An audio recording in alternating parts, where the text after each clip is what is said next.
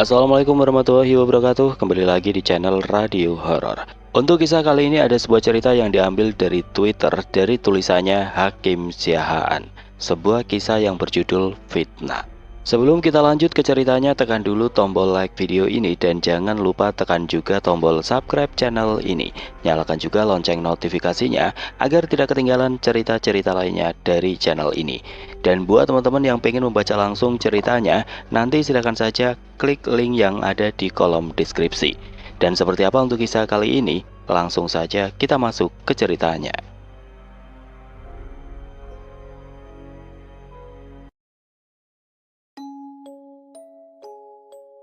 Aku menceritakan kisah yang menurutku terhoror yang pernah aku dan keluargaku alami sendiri. Pengalaman horor ketika kami pindah ke rumah yang baru kami bangun di suatu kampung. Kami mengalami ini selama puluhan tahun. Dulu aku tidak berani menceritakan kejadian ini. Nenek juga pesan pas aku pindah, jangan ceritakan kejadian yang kita alami ini sama siapa-siapa. Pas kita di Jawa, mereka kuat. Pas kamu cerita, dia ada di situ. Tapi aku ingin cerita kali aja bisa jadi pembelajaran atau pengetahuan baru. Oh ya, aku tidak ingat setiap urutan kejadian yang kami alami karena ada banyak kejadian dan beberapa nama dalam cerita ini sudah aku samarkan. Rumah di atas bukan kontrakan yang dari Gedek, melainkan rumah yang akan jadi malapetaka, rumah gedong. Perkenalkan, namaku Hakim Siahaan. Sebenarnya marga asliku Silalahi, namun karena nenek lupa kayaknya jadilah Siahaan. Sejak kecil aku dan adekku, Brata, tinggal sama nenek dan atokku. Kami belum mengenal orang tua dan silsilah kami waktu itu. Terutama adekku, dia bahkan memanggil nenek dengan sebutan mama. Walau sudah beberapa kali aku mengingatkan kalau itu nenek bukan mama. Mama kita ada, Dek. Cuma pas dia nanya di mana, aku nggak bisa jawab. Dan ujung-ujungnya aku dipukul sama dia. Begitu nenek menceritakannya kepadaku, kata nenek waktu kecil aku sering diam-diam di belakang nenek, meyakinkan adikku kalau nenek itu adalah nenek bukan mama. Sebenarnya aku juga nggak paham sama apa yang aku sebut mama. Hanya ingatan kosong saja. Adikku sudah tinggal sama nenek sedari bayi karena ada hal yang menyeramkan yang terjadi kepada ibuku ketika melahirkannya. Di rumah kontrakan ini aku mulai bisa banyak mengingat. Sebenarnya sebelum pindah ke kontrakan ini, kami sudah pindah 2 kali kayaknya. Cuma aku tidak begitu ingat banyak. Setelah mencari kesana kesini, akhirnya nenek memutuskan untuk tinggal di kontrakan Gedek ini. Kami harus memiliki tempat tinggal sambil menunggu pembangunan rumah yang sedang dibangun. Sementara kontrakan sebelumnya sudah ingin ditinggali oleh yang punya. Kontrakan yang hampir seluruhnya terbuat dari gedek atau bambu yang dianyam, ini sudah sangat tua. Ketika nenekku mau pindah ke sini, yang punya kontrakan bilang, "Yakin mau pindah ke sini? Sebelumnya banyak yang kontrak di sini cuma tidak betah, tidak ada yang betah lama. Kontrakan ini juga sudah tua." Katanya hal-hal aneh menyelimuti rumah ini. Hawanya panas dan mereka sering bertengkar. Namun karena kami sangat membutuhkan tempat tinggal, nenek tidak keberatan. Rumah ini tidak sepenuhnya dari gedek bambu, melainkan ada tembok bata di bawahnya yang tingginya tidak lebih dari 1 meter. Rumah ini kamarnya hanya 1. Atap dari daun rumbia yang kalau hujan bocor dan sumur cukup jauh di belakang rumah. Rumah ini berada di pelosok Kabupaten Asahan, Sumatera Utara. Belum ada listrik pada waktu itu, masih pakai lampu templok. Hutan, semak belukar dan pohon-pohon besar sejauh mata memandang. Jarak antar rumah masih jauh. Kami hanya punya 1 tetangga beberapa meter sebelah kiri rumah, yaitu yang punya kontrakan. Seorang nenek yang umurnya lebih tua dari nenekku, dan 2 cucu perempuannya yang umur mereka sedikit lebih tua dari kami. Yang satu namanya Kak Dewi, yang satunya lupa. Maaf. Waktu itu umurku mungkin 4 atau 5 tahun. Sementara adikku beda sekitar 1,5 atau 2 tahun dariku. Nenek bekerja sebagai pedagang, menjual barang-barang rumah tangga. Bisa cicil bila si pembeli tidak sanggup bayar penuh. Nenek sosok pekerja keras. teliti, dan disiplin. Sedikit keras juga sih. Nenek biasanya berangkat jam 7 atau 8 pagi, pulang bisa sampai tengah malam. Atok sering ikut sama nenek walaupun sesekali ke kebun kelapanya yang jauh dekat laut sana. Ya, bisa dibilang nenek yang menopang kebutuhan rumah. Aku masih ingat pagi hari sebelum berangkat bekerja, nenek bilang ke aku sambil menyiapkan makanan. "Hakim, ini nanti dimakan pas matahari sudah naik ke atas ya," sambil menggerakkan tangannya. "Dan yang ini," sambil menunjuk makanan yang satunya yang sudah disiapkan di piring, "dimakan pas matahari sudah turun ke bawah." Aku cuma bisa mengangguk. Wajar saja karena nenek tidak menentu pulangnya. Perjalanan yang jauh puluhan kilometer ke kampung-kampung sebelah, melewati hutan dan jalan yang masih tanah, membuat nenek dan Atok tidak bisa menentukan akan pulang jam berapa. Belum lagi hujan atau ban sepeda bocor atau rusak, itu dilakukan hampir setiap hari.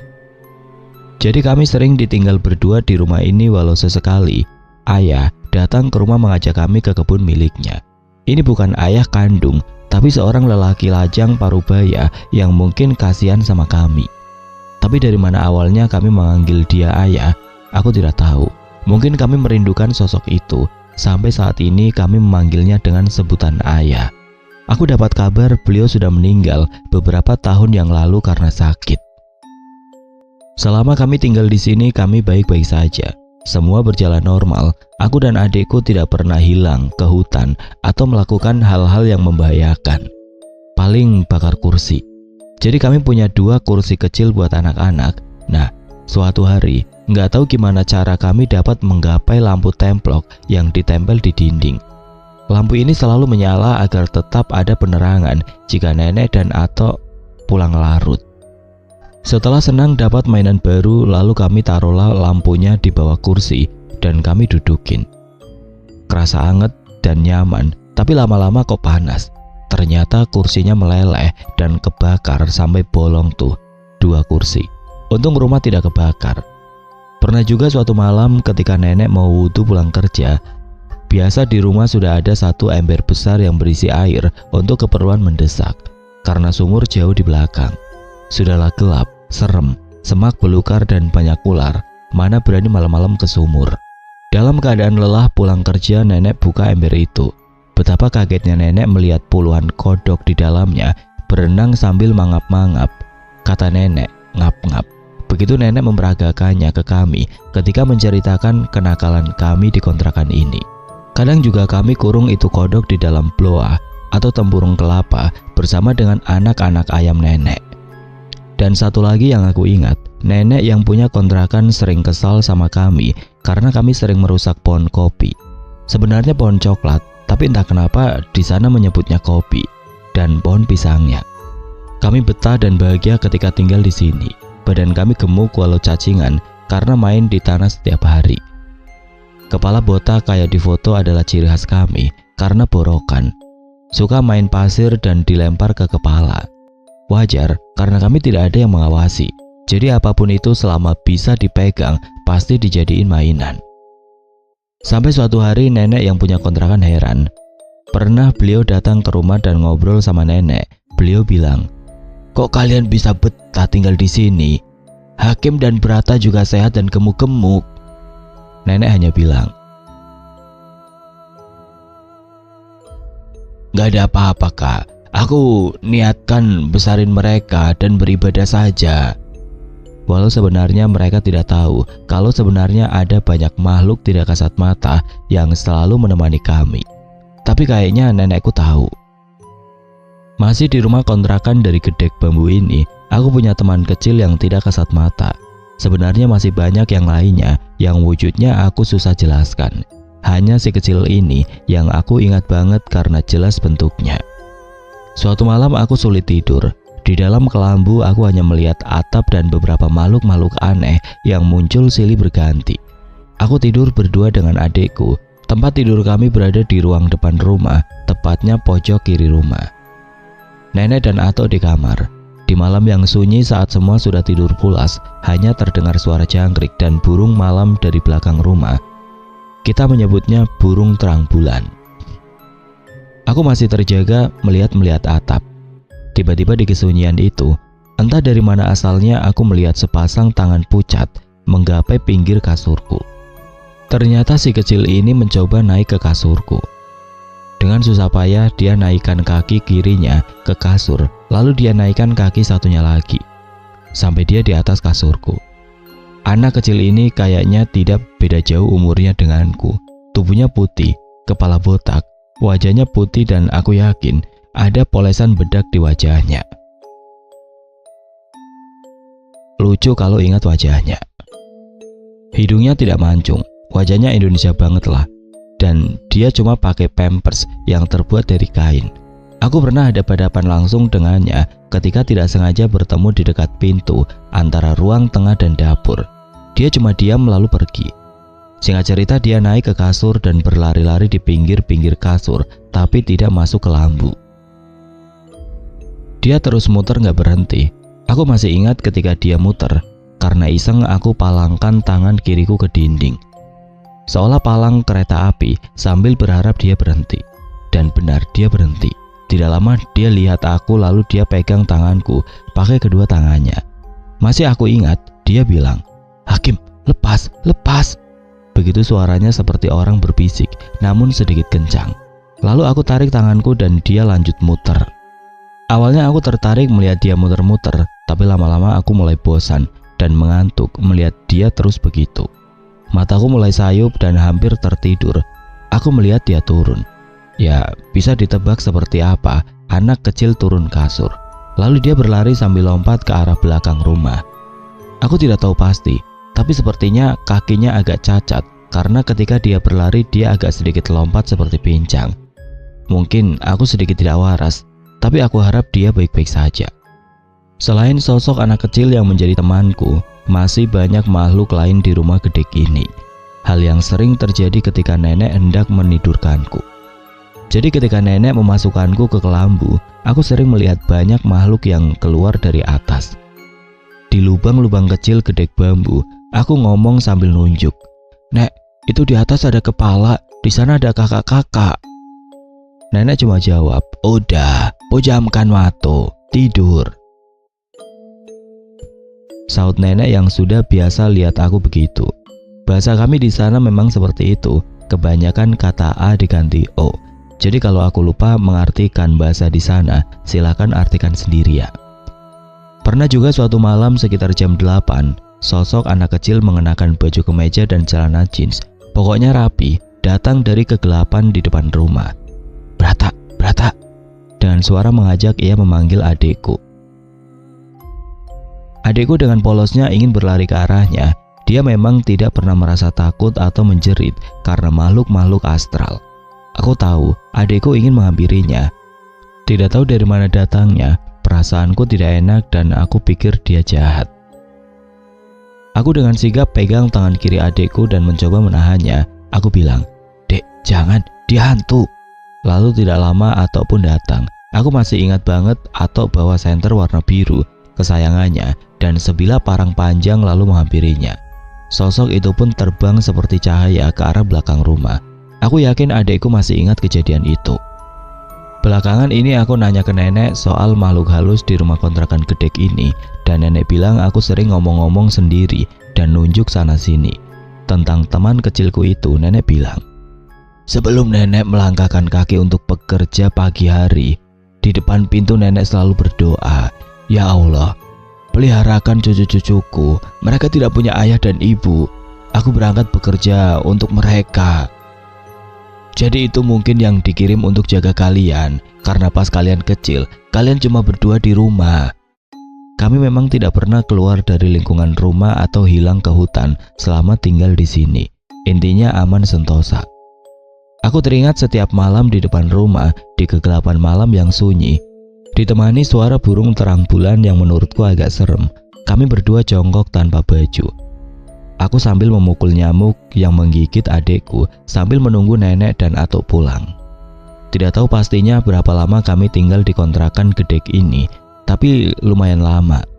Rumah yang kami impi-impikan sudah hampir rampung. Sewaktu tinggal di rumah kontrakan gedek, kami kerap kali membicarakan tentang rumah ini. Nenek sering membicarakan kalau kami akan punya rumah gedong, setidaknya begitu kami menyebutnya. Nenek ingin membangun semangat kami dengan rumah ini. Rumah kita bagus dari batu bata semua, sudah tidak kedinginan lagi. Dan benefit-benefit lainnya, bak sales marketing rumah. Walaupun proses pembangunannya sangat lama dan juga sempat terhenti karena biaya, sebenarnya ketika kami pindah, rumah gedung ini belum sepenuhnya rampung, tapi jauh lebih baik daripada ngontrak. Akhirnya kami tinggal di rumah kami sendiri, dan rumah yang kami mimpi-mimpikan ini kelak menjadi awal mula malapetaka buat kami. Akhirnya kami pindah ke rumah yang sudah lama kami impikan, dan aku tidak pernah melihat teman kecilku itu semenjak itu. Hari yang dinanti-nantikan pun datang. Akhirnya kami pindah ke rumah gedong. Dari sewa orang buat barang-barang, melihat sekeliling rumah, kebun, sampai memilih kamar kami lakukan dengan riang gembira. Rumah ini letaknya tidak terlalu jauh dari rumah kontrakan Gedek, hanya melewati satu kampung saja. Rumah baru ini hanya persegi 4 dengan 2 kamar tidur, depan dan belakang. Setengah ruangannya lagi ada di ruang tamu. Ruang tamunya memang cukup besar. Rumah ini belum sepenuhnya jadi belum ada daun jendelanya, hanya teralis besi saja.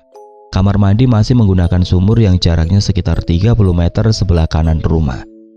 Kami masih menggunakan kakus di sungai belakang rumah, dan harus menapaki satu batang pohon sebagai jembatannya. Tidak jarang ketika di tempat persinggahan ular-ular numpang lewat di bawahnya. Dapur masih pakai tungku dari batu padas yang disusun di belakang rumah. Untungnya rumah ini sudah pakai lampu listrik, walaupun masih menggunakan lampu remang-remang. Tetangga masih berjauhan. Yang terdekat di sebelah kiri rumah, sementara depan rumah kami kebun milik kami yang dipenuhi pohon-pohon yang tingginya puluhan meter. Awal kami pindah tidak terhingga rasa bahagianya. Aku dan adekku asik menyusuri rumah dan sekelilingnya. Aku mulai sekolah dasar di sini, dan di sini juga pertama kali aku punya teman manusia. Usaha nenek juga makin maju. Berkat kerja kerasnya kami hidup sangat layak. Kami mampu beli motor Astrea warna merah, walau second. Aku masih ingat harganya 2,5 juta kalau nggak salah. Nenek juga bisa beli tanah di beberapa tempat. Bahkan nenek berencana membuat kolam renang buat aku dan adekku. Mungkin nenek takut karena kami sering berenang di kanal. Wajar, karena saat itu banyak berseliweran kabar orang hanyut di sungai. Sampai akhirnya datang seseorang yang cukup dekat sama nenek, yang sudah dianggap adik sama nenek. Panggil saja Bapak Singgit, nama samaran. Dia datang pagi buta ke rumah. Maksud dari kedatangannya adalah untuk meminjam motor, dan nenek menolak permintaannya karena dia meminjam bukan untuk hari itu saja, melainkan setiap pagi untuk dia kerja. Bisa dibilang berawal dari sakit hati itu, rentetan kejadian ini terjadi. Diperparah dengan iri dengki dan banyak orang pelihara jin. Rumah kami tiba-tiba sering masuk berbagai macam binatang. Entah dari mana datangnya, mulai dari ular, lipan, dan macam-macam serangga. Awalnya kami biasa saja karena memang semak belukar dan hutan di sekeliling rumah. Tapi lama-lama kami menyadari jika kedatangan hewan-hewan ini berbeda dari hewan pada umumnya. Kedatangan hewan-hewan ini membuat bulu kuduk kami merinding. Kedatangannya juga tidak seperti hewan biasa yang liar atau bersembunyi di tempat-tempat tertentu. Biasanya ular masuk rumah lalu sembunyi di pojok pintu atau tempat lembab, namun beberapa terlihat tenang seperti sedang menunggu. Pernah masuk ular warna hitam dan sedikit putih di bagian bawahnya. Dia hanya menunggu di ruang tamu dekat pintu. Untung ada si Harun yang ngeong-ngeong nyamperin aku jauh-jauh ke sumur seperti meminta aku mengikutinya. Paham akan kode Morse yang dia sampaikan, aku bergegas membuntutinya. Ketika sampai di depan pintu, kepalanya menunjukkan ke arah ular itu. Aku takut dan memanggil Ato, lalu kami bunuh. Sebenarnya kami sudah mencoba mengusir dengan menggiringnya ke depan pintu seperti ular-ular lain yang kami temukan, namun tidak mau keluar. Aku merasa bersalah kalau tidak kenalkan dia dalam cerita ini. Harun adalah kucing kampung yang nenek temukan di pinggir jalan dan membawanya pulang. Salah satu kebiasaan nenek kalau berangkat kerja adalah selalu bawa karung goni. Barangkali ada kucing yang dibuang di semak-semak pinggir jalan. Nenek selalu semangat membawa mereka pulang. Karena kebiasaan itu, Tidak jarang nenek pulang bawa banyak anak kucing dan kami selalu rebutan buat kasih nama. Salah satu yang paling nurut dan manja adalah Harun. Dia sudah kayak manusia. Makan harus dikunyahin dulu sampai halus sama kami, lalu dilepeh baru mau makan. Tidurnya satu ranjang sama aku dan adikku. Tempat dia pas di samping kepala adikku. Dia bahkan sering ikut ke warung sambil jaga nenek, tapi ujung-ujungnya minta upah kerupuk jangek kesukaannya. Kalau dipanggil langsung datang, mau sejauh apapun dia main. Kami memang sedikit protektif sama dia, jadi dia sering main diam-diam tanpa sepengetahuan kami, apalagi semenjak dia kenal betina. Walau sesekali kedapatan dia pas mau main, kami melihatnya dan langsung memanggilnya. Harun, mau kemana itu? Mau menggatal lah itu. Udah pandai bercewek kau ya. Nenek memanggilnya dari kejauhan. Sementara aku duduk di samping nenek sambil senyum karena cepuin dia pas mau main. Sadar kalau nenek melihatnya, si Harun mulai menggali-gali tanah di sekitarnya. Oh, pembongkak, pura-pura mau koncing lah itu. Tak ada buang air sampai ke sana jauhnya. Pulang. Si Harun terus menggali, meyakinkan nenek kalau dia keluar benar-benar mau buang air. Tapi nenek tidak bisa ditipu karena sudah tahu tabiatnya. Tak usah kau pura-pura menggali tanah koras itu. Pulang, Harun. Suara nenek melengking semakin keras. Tahu kalau alibinya tidak berhasil, dia pun pulang dengan terpaksa, lalu menghampiri nenek sambil cium-cium wajah nenek. Harun cukup terkenal di kalangan tetangga. Tidak jarang tetangga membandingkan si Harun yang lebih kayak manusia daripada anaknya. Kau tengok itu, kucing saja lebih nurut daripada kau. Kau dipanggil susahnya minta ampun. Begitu salah satu tetangga bilang di depan anaknya, Harun adalah kucing yang pintar. Suatu hari dia ngeong-ngeong di belakang rumah sambil membawa seekor burung di mulutnya. Terus nenek bilang, "Apa yang kau bawa itu?" Harun melepas gigitannya sambil menunjukkan tangkapannya di depan nenek. Nenek ambil burung itu sambil ngomong ke dia, "Ya udah mati, besok-besok janganlah bawa yang mati. Kalau mati cuma Harun yang bisa makan, kami tidak." Nenek pun ambil dan goreng burung itu buat dia. Beberapa malam setelah itu aku masih ingat banget. Pas kami agak susah soal makan, dia bawa burung hidup ke rumah. Burung ruak-ruak warna hitam. Kami sibuk menangkapnya biar nggak terbang, lalu kami sembelih dan kami goreng. Sebagian buat dia, sebagian buat kami. Harun sudah kayak keluarga, dia udah kayak adik kami, cucu ketiga nenek. Suatu malam, tepatnya subuh, pas mau sholat subuh, tetangga manggil nenek, nenek pun keluar masih pakai mukena warna putih. Tetangga itu bilang, "Kak, si Harun ketabrak." Nenek kaget sambil manggil kami. Kami melaju keluar, kami dapati Harun tergeletak lemas di jalan. Darah mengucur di aspal, sebagian isi perutnya keluar. Dia kelindes truk pembawa sawit. Dia masih bernyawa saat itu. Nenek membawanya ke rumah, menangis sambil manggil-manggil namanya.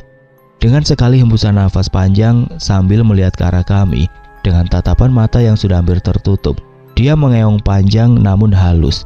Itu kata-kata terakhirnya dan dia pergi untuk selamanya. Nenek menjerit dan menangis keras, lalu kami kuburkan dengan baik di samping rumah, di bawah pohon jambu kesayangan kami. Kami sedih bukan main, seperti kehilangan anggota keluarga. Rumah berasa sepi setelah kepergiannya. Masih ingat ketika nonton TV, adikku bilang, "Biasanya kalau lagi nonton TV kayak gini, si Harun ikut nonton paling depan, gak mau kalah. Sekarang gak ada dia, sepi banget ya bang." Aku cuma diam. Adikku lalu keluar rumah karena bosan. Ya begitulah, aku jadi larut cerita soal si Harun. Ada banyak yang bisa aku ceritakan soal Harun. Kalian boleh percaya atau tidak soal tangkapan burung itu. Tapi ada banyak hal lain soal Harun atau peliharaan kami yang nurut lainnya, bakal panjang nanti. Pernah juga kami menemukan 2 ekor ular belang warna merah dan hitam tenang di kasur, tidak melawan atau mematok. Bahkan suatu ketika nenek sedang sholat dalam posisi sujud, lipan jatuh di sajadah dekat kepalanya. Dan banyak lagi. Tapi yang paling mengerikan bukan itu, melainkan belalang. Ada 2 jenis yang biasanya datang, belalang warna hijau cerah berukuran kecil atau yang hijau kecoklatan yang besar. Belalang-belalang ini lebih sering datang di malam hari. Mereka kerap bersembunyi di balik-balik kayu dekat atap. Kadang mereka datang dengan suara bising yang bikin merinding. Awalnya kami biasa saja, lama-kelamaan kami menyadari ada yang tidak beres sama belalang ini, karena hanya memiliki satu kaki belakang. Tidak mungkin belalang ini sengaja mematahkan satu kakinya, ditambah ini bukan pertama kalinya. Kami selalu ketakutan kalau belalang ini datang dan tidak lama dari itu, pasti di antara kami ada yang sakit, biasanya nenek. Nenek juga mulai sering sakit-sakitan. Kadang sakitnya mendadak, pagi sehat malamnya jatuh sakit, suara hilang tiba-tiba, nenek sering lumpuh tiba-tiba sampai semua badannya terasa sakit sampai tidak bisa jalan. Buang air juga harus dipapa atau ditampung menggunakan ember karena tidak bisa bergerak. Atau juga sering mengalami sakit, cuma adikku yang tidak pernah sakit sama sekali.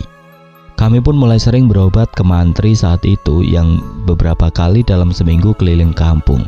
Mantri selalu bilang jika nenek baik-baik saja, tidak ada tanda-tanda penyakit berat.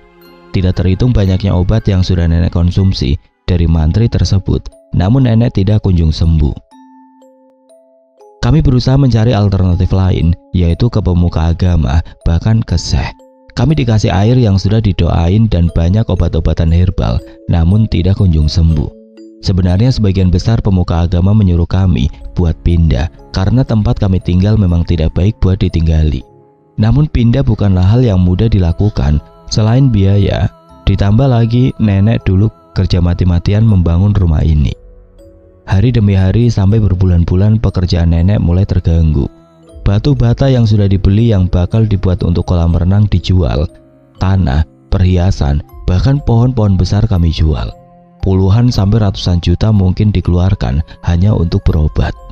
Sampai akhirnya setelah berpikir panjang dan mempertimbangkan banyak hal dengan saran dari beberapa kerabat, kami pun ke orang pintar.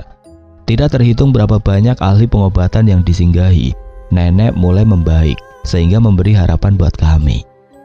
Kami pun semakin sering ke orang pintar, namun tidak bertahan lama nenek sakit lagi, tapi setidaknya ada perubahan pada saat itu. Begitu banyaknya orang pintar yang katanya ahli, tidak jarang pula mereka menyerah dan mengatakan tidak sanggup karena keluarga mereka juga diserang setelah mengobati nenek. Sampai ada satu orang pintar berani datang langsung ke rumah. Untuk pertama kalinya, seorang lelaki yang tidak aku ketahui namanya datang ke rumah. Biasanya kami yang datang ke rumah orang pintar, terlebih tepatnya nenek sama Atok.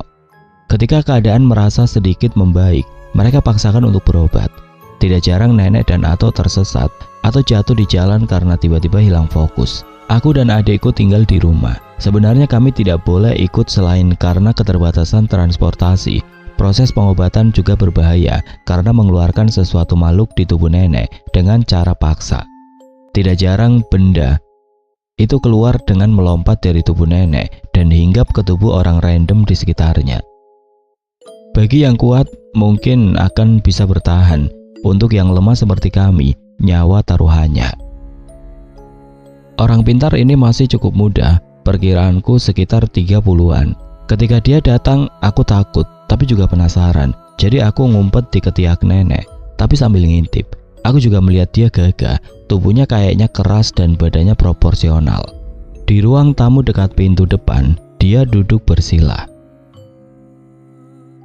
Terlihat beberapa syarat ada di depannya. Kulihat juga beberapa tetangga datang melihat dari depan pintu. Syarat di hadapan orang pintar itu ada air yang ditaruh di wadah, berbagai macam bunga, kemenyan yang dibakar, dan apalagi aku tidak bisa sebutkan. Di malam yang mencekam itu dia mulai merapal mantra, sembari mengumpet di belakang punggung nenek sambil mengintip. Penasaran aku tersentak. Tiba-tiba dia seperti hilang kendali, matanya mulai melotot, jari-jari tangannya melengkung seperti jari harimau, dan tiba-tiba suaranya mengaum. Tanpa aba-aba dia melompat menuju pintu depan rumah. Beberapa tetangga sontak kaget mundur ke belakang. Namun tidak lama maju lagi melihat karena penasaran. Orang pintar ini lalu mencakar-cakar tanah di bawah pintu seperti menggali sesuatu. Tidak lama dia menggali, terlihat segumpal kain hitam yang menjulur keluar. Dia lalu menariknya keluar dari tanah. Lalu dia kembali ke hadapan syarat awal tadi dan dia terlihat seperti semula. Dia bilang ke nenek, "Benda ini yang membuat kakak sakit-sakitan di rumah ini. Rumah ini sudah dihantui dan benda ini sudah ditanam di 4 sudut rumah ini, depan, belakang, samping, kiri, dan kanan." Aku mendengarkan sambil penasaran apa isi kain hitam itu. Kalau memang berada di depan pintu itu, kenapa aku tidak tahu ya? Ada terbesit dalam hatiku. Tahu gitu kenapa nggak aku gali saja dulu pas aku main? Tapi tidak semudah pikiranku. Bisa saja kita sakit atau mungkin mati kalau asal pegang. Orang pintar ini lalu melanjutkan. Di tangan saya sudah ada 1, tinggal yang 3 lagi. Namun saya tidak bisa dapatkan langsung malam ini. Kita akan lakukan ritual ini lagi ketika saya sudah siap. Orang pintar ini pulang dengan membawa buntalan itu. Tidak tahu akan diapakan, kami tidak menyentuhnya sama sekali. Melihatnya saja aku gemeteran. Setelah itu, tidak tahu apa kabarnya. Beliau ini tidak pernah datang lagi ke rumah. Nenek memang berangsur pulih dan mulai bisa bekerja lagi setelah itu. Tidak setelah belalang itu muncul dan nenek mulai sakit-sakitan lagi. Hal buruk yang kami hadapi pun semakin parah. Apa aku percaya sama dukun? Sama sekali tidak. Cuma waktu itu aku masih kecil, tidak bisa berbuat apa-apa. Kami juga bingung waktu itu mau kemana karena keterbatasan kami. Kain hitam yang ditemukan bentuknya persegi 4 persis seperti bantal, hanya saja kecil, sebesar jempol kaki, dan ada tali hitam sepanjang 1 jengkal orang dewasa yang terbuat dari kain selebar telunjuk yang dijahit di salah satu sisi kain itu. Di dalam kain itu seperti ada isinya, cuma waktu itu kami tidak tahu apa saja. Hal buruk lainnya juga datang menghantui kami. Suatu pagi dalam keadaan yang tidak sehat, nenek ke samping rumah niatnya hendak melihat kebun. Mungkin ada hasil kebun yang bisa dipanen. Sebenarnya kebunnya tidak pernah dirawat, tapi namanya di kampung, pasti ada saja pohon buah-buahan yang tumbuh. Dengan jalan yang tergopoh-gopoh, nenek terkejut melihat banyak tulang belulang berserakan di sana, yaitu tulang babi. Nenek sempat menanyakan ke orang non-muslim yang kami kenal, dan benar, itu tulang babi. Tapi tidak tahu kenapa ada di sekitar rumah nenek. Mereka hanya bilang, agak aneh ya kakak. Kami makan dagingnya, tapi kakak yang dapat tulangnya. Sambil bercanda, kami memang punya kerabat orang-orang Batak non-muslim. Pernah suatu pagi aku membuka pintu depan rumah dan aku lihat lampu depan rumah sudah pecah. Kabelnya turun berantakan dan ada beberapa batang kayu tergeletak di bawahnya. Sepertinya ada yang sengaja melemparnya agar gelap. Mungkin agar memudahkan mereka mengirim sesuatu atau menanam kain hitam itu. Aku juga pernah melihat kotoran di depan rumah. Rumah juga tidak lagi menjadi tempat yang aman dan nyaman buat kami, terutama bagiku. Aku merasa rumah memiliki hawa yang menakutkan, yang membuat bulu kuduk bergidik jika berada di dalamnya. Bahkan melihatnya dari luar saja aku takut, seperti banyak pasang mata yang selalu mengawasi. Bagiku, auranya beda saja. Kayak ada makhluk lain yang kuat yang tinggal di sini dan dia jahat. Di kontrakan gede ada banyak makhluk halus, cuma aku tidak takut. Berbeda dengan rumah gedong ini, bahkan jam 12 siang bolong saja aku tidak berani jika di rumah sendirian. Jika orang-orang pada keluar dan aku haus, ketika sedang bermain aku memilih tidak minum, setidaknya sampai aku ada teman yang menemani ke dalam rumah. Awalnya kamarku dan adikku berada di kamar belakang, namun karena kami merasa ada sosok lain selain kami di situ, kami merasa tidak betah. Lalu kami memutuskan pindah ke ruang depan, berdekatan dengan jendela 3, yang saat itu belum ada daun jendelanya. Sebenarnya nenek sudah berusaha memperindah kamar kami, bahkan dibeli kasur empuk, bantal yang lucu, dan kelambu yang tidak perlu diikatkan pakai tali di pojok-pojok kamar. Terus paginya harus dilepas dan digulung lagi kelambunya. Pokoknya nenek beli yang bagus, sudah kayak kelambu pengantin baru, warna merah muda pula. Tapi tetap malamnya aku ketakutan dan tidak bisa tidur. Ujung-ujungnya pindah ke kamar nenek dan nangis di pojokan, sambil sesekali melihat dari ujung ekor mataku sosok yang gak bisa aku gambarkan. Yang pasti warnanya hitam berbulu, suaranya mendengkur di belakangku. Aku kerap bangun malam, nangis, teriak sambil minta tolong dan mengganggu tidur mereka. Di tahap ini aku menyadari betapa menyusahkannya diriku. Penampakan-penampakan, suara, dan teror lainnya pun bermunculan dengan jelas. Untuk pertama kalinya dalam hidupku, suatu malam seperti biasa aku merasakan hawa yang aneh.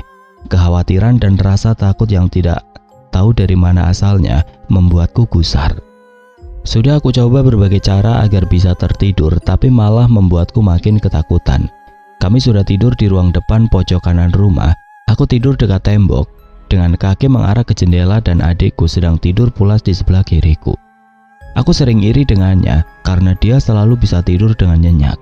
Kalau sudah nempel kasur, langsung tidak sadarkan diri, sudah kayak orang latihan mati. Bahkan pernah aku dapati air mancur setinggi 30 cm menjulang ke atas dan ternyata dia pipis pas lagi tidur, dan anehnya lagi celananya dia sudah turun sebagian. Aku yakin dia sedang bermimpi sedang buang air kecil di suatu tempat. Dalam keadaan basah begitu, bisa-bisanya dia masih terlelap. Malam itu aku diselimuti dengan ketakutan yang luar biasa. Sebenarnya ini bukan pertama kalinya, mengingat rumah sudah semenyeramkan itu. Sambil sesekali aku melihat ke arah jendela yang masih terbuka luas, karena memang tidak ada daun jendelanya. Sebenarnya sudah dicoba ditutup kain, tetapi tetap saja kadang kainnya jatuh atau ikatannya lepas. Aku bisa melihat gelapnya hutan depan rumah dengan cahaya dari remang-remang lampu pijar. Mataku tidak sanggup memandang lama ke arah sana, lalu aku alihkan pandanganku ke arah tembok. Sambil aku pejamkan mataku dan kututup telingaku dengan bantal. Di kesunyian malam itu aku mendengar suara memanggil namaku. Arahnya tepat di balik tembok di depan mukaku. Hakim, Hakim. Suara parau laki-laki. Aku terdiam kaku. Tubuhku rasanya tidak bisa bergerak. Bahkan aku tidak berani menggerakkan kakiku untuk menyenggol adikku yang sedang tidur di sampingku. Jantungku rasanya kayak mau pecah. Tubuhku keringat dingin. Aku nggak tahu mau bagaimana. Aku hanya menutup telinga dan wajahku dengan bantal. Aku bisa merasakan sosok itu berada tidak lebih dari 1 jengkal di depanku. Hanya terhalang tembok. Dia terus memanggilku dengan suara yang menakutkan. Suara seperti orang berbisik, tapi terdengar kencang dan aku hanya terdiam kaku. Sampai akhirnya ketika hendak subuh, aku mendengar suara motor lewat, orang yang mau pergi ke pasar. Tiba-tiba suara laki-laki itu berhenti dan hilang. Setelahnya aku mengalami itu hampir setiap malam selama di rumah ini. Suara itu membuat trauma mendalam sampai saat ini. Kebiasaan menutup wajah dan telinga ketika tidur sampai saat ini masih aku lakukan. Aku sering terjaga di malam hari, bahkan belum tidur sama sekali. Tidak jarang aku mencoba tidur lebih awal saat nenek dan atau sedang menonton TV agar aku merasa masih ada yang terjaga. Kadang-kadang itu berhasil membuatku tidur. Aku juga sering pindah ke kamar mereka karena ketakutan dan mengganggu tidur mereka. Suatu malam tiba-tiba aku terjaga. Rasa takut itu menyelimutiku. Aku merasa ada sosok yang menungguku dan auranya kuat. Aku sudah berusaha menahan ketakutan itu sendiri, mengingat aku sudah sering mengganggu orang-orang tidur. Tapi semakin lama aku menahannya, semakin kuat ketakutan itu. Dengan mengumpulkan keberanian yang ada, aku senggol-senggol adikku yang sedang tidur pulas di sebelahku, sambil sesekali memanggil namanya. Semakin lama aku semakin takut.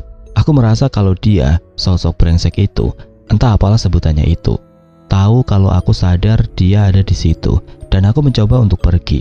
Aku semakin keras membangunkan adikku.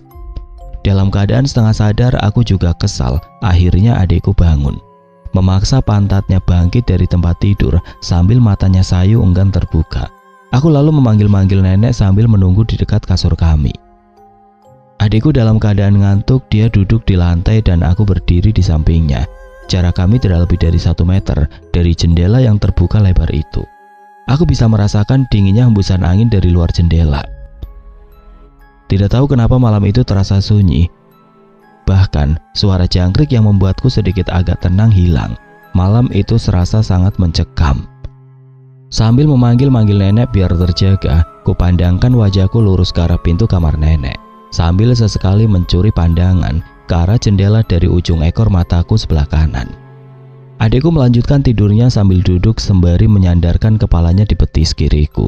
Aku bisa merasakan hembusan nafasnya pas tidur. Nek, Tok, atau... Suaraku pelan mengiba ketakutan karena merasa sudah ada seseorang menungguku di depan jendela. Sambil berharap mereka akan bangun, aku terus memanggil namun mereka tidak kunjung bangun. Aku tidak tahu pastinya kenapa, apa karena ada suara dari kasur di belakangku, atau apa yang membuatku menolehkan kepalaku ke belakang dari arah kanan. Lalu aku berbalik lagi ke arah yang sama menghadap kamar nenek. Ketika aku berbalik, mataku sempat berhenti ke arah jendela.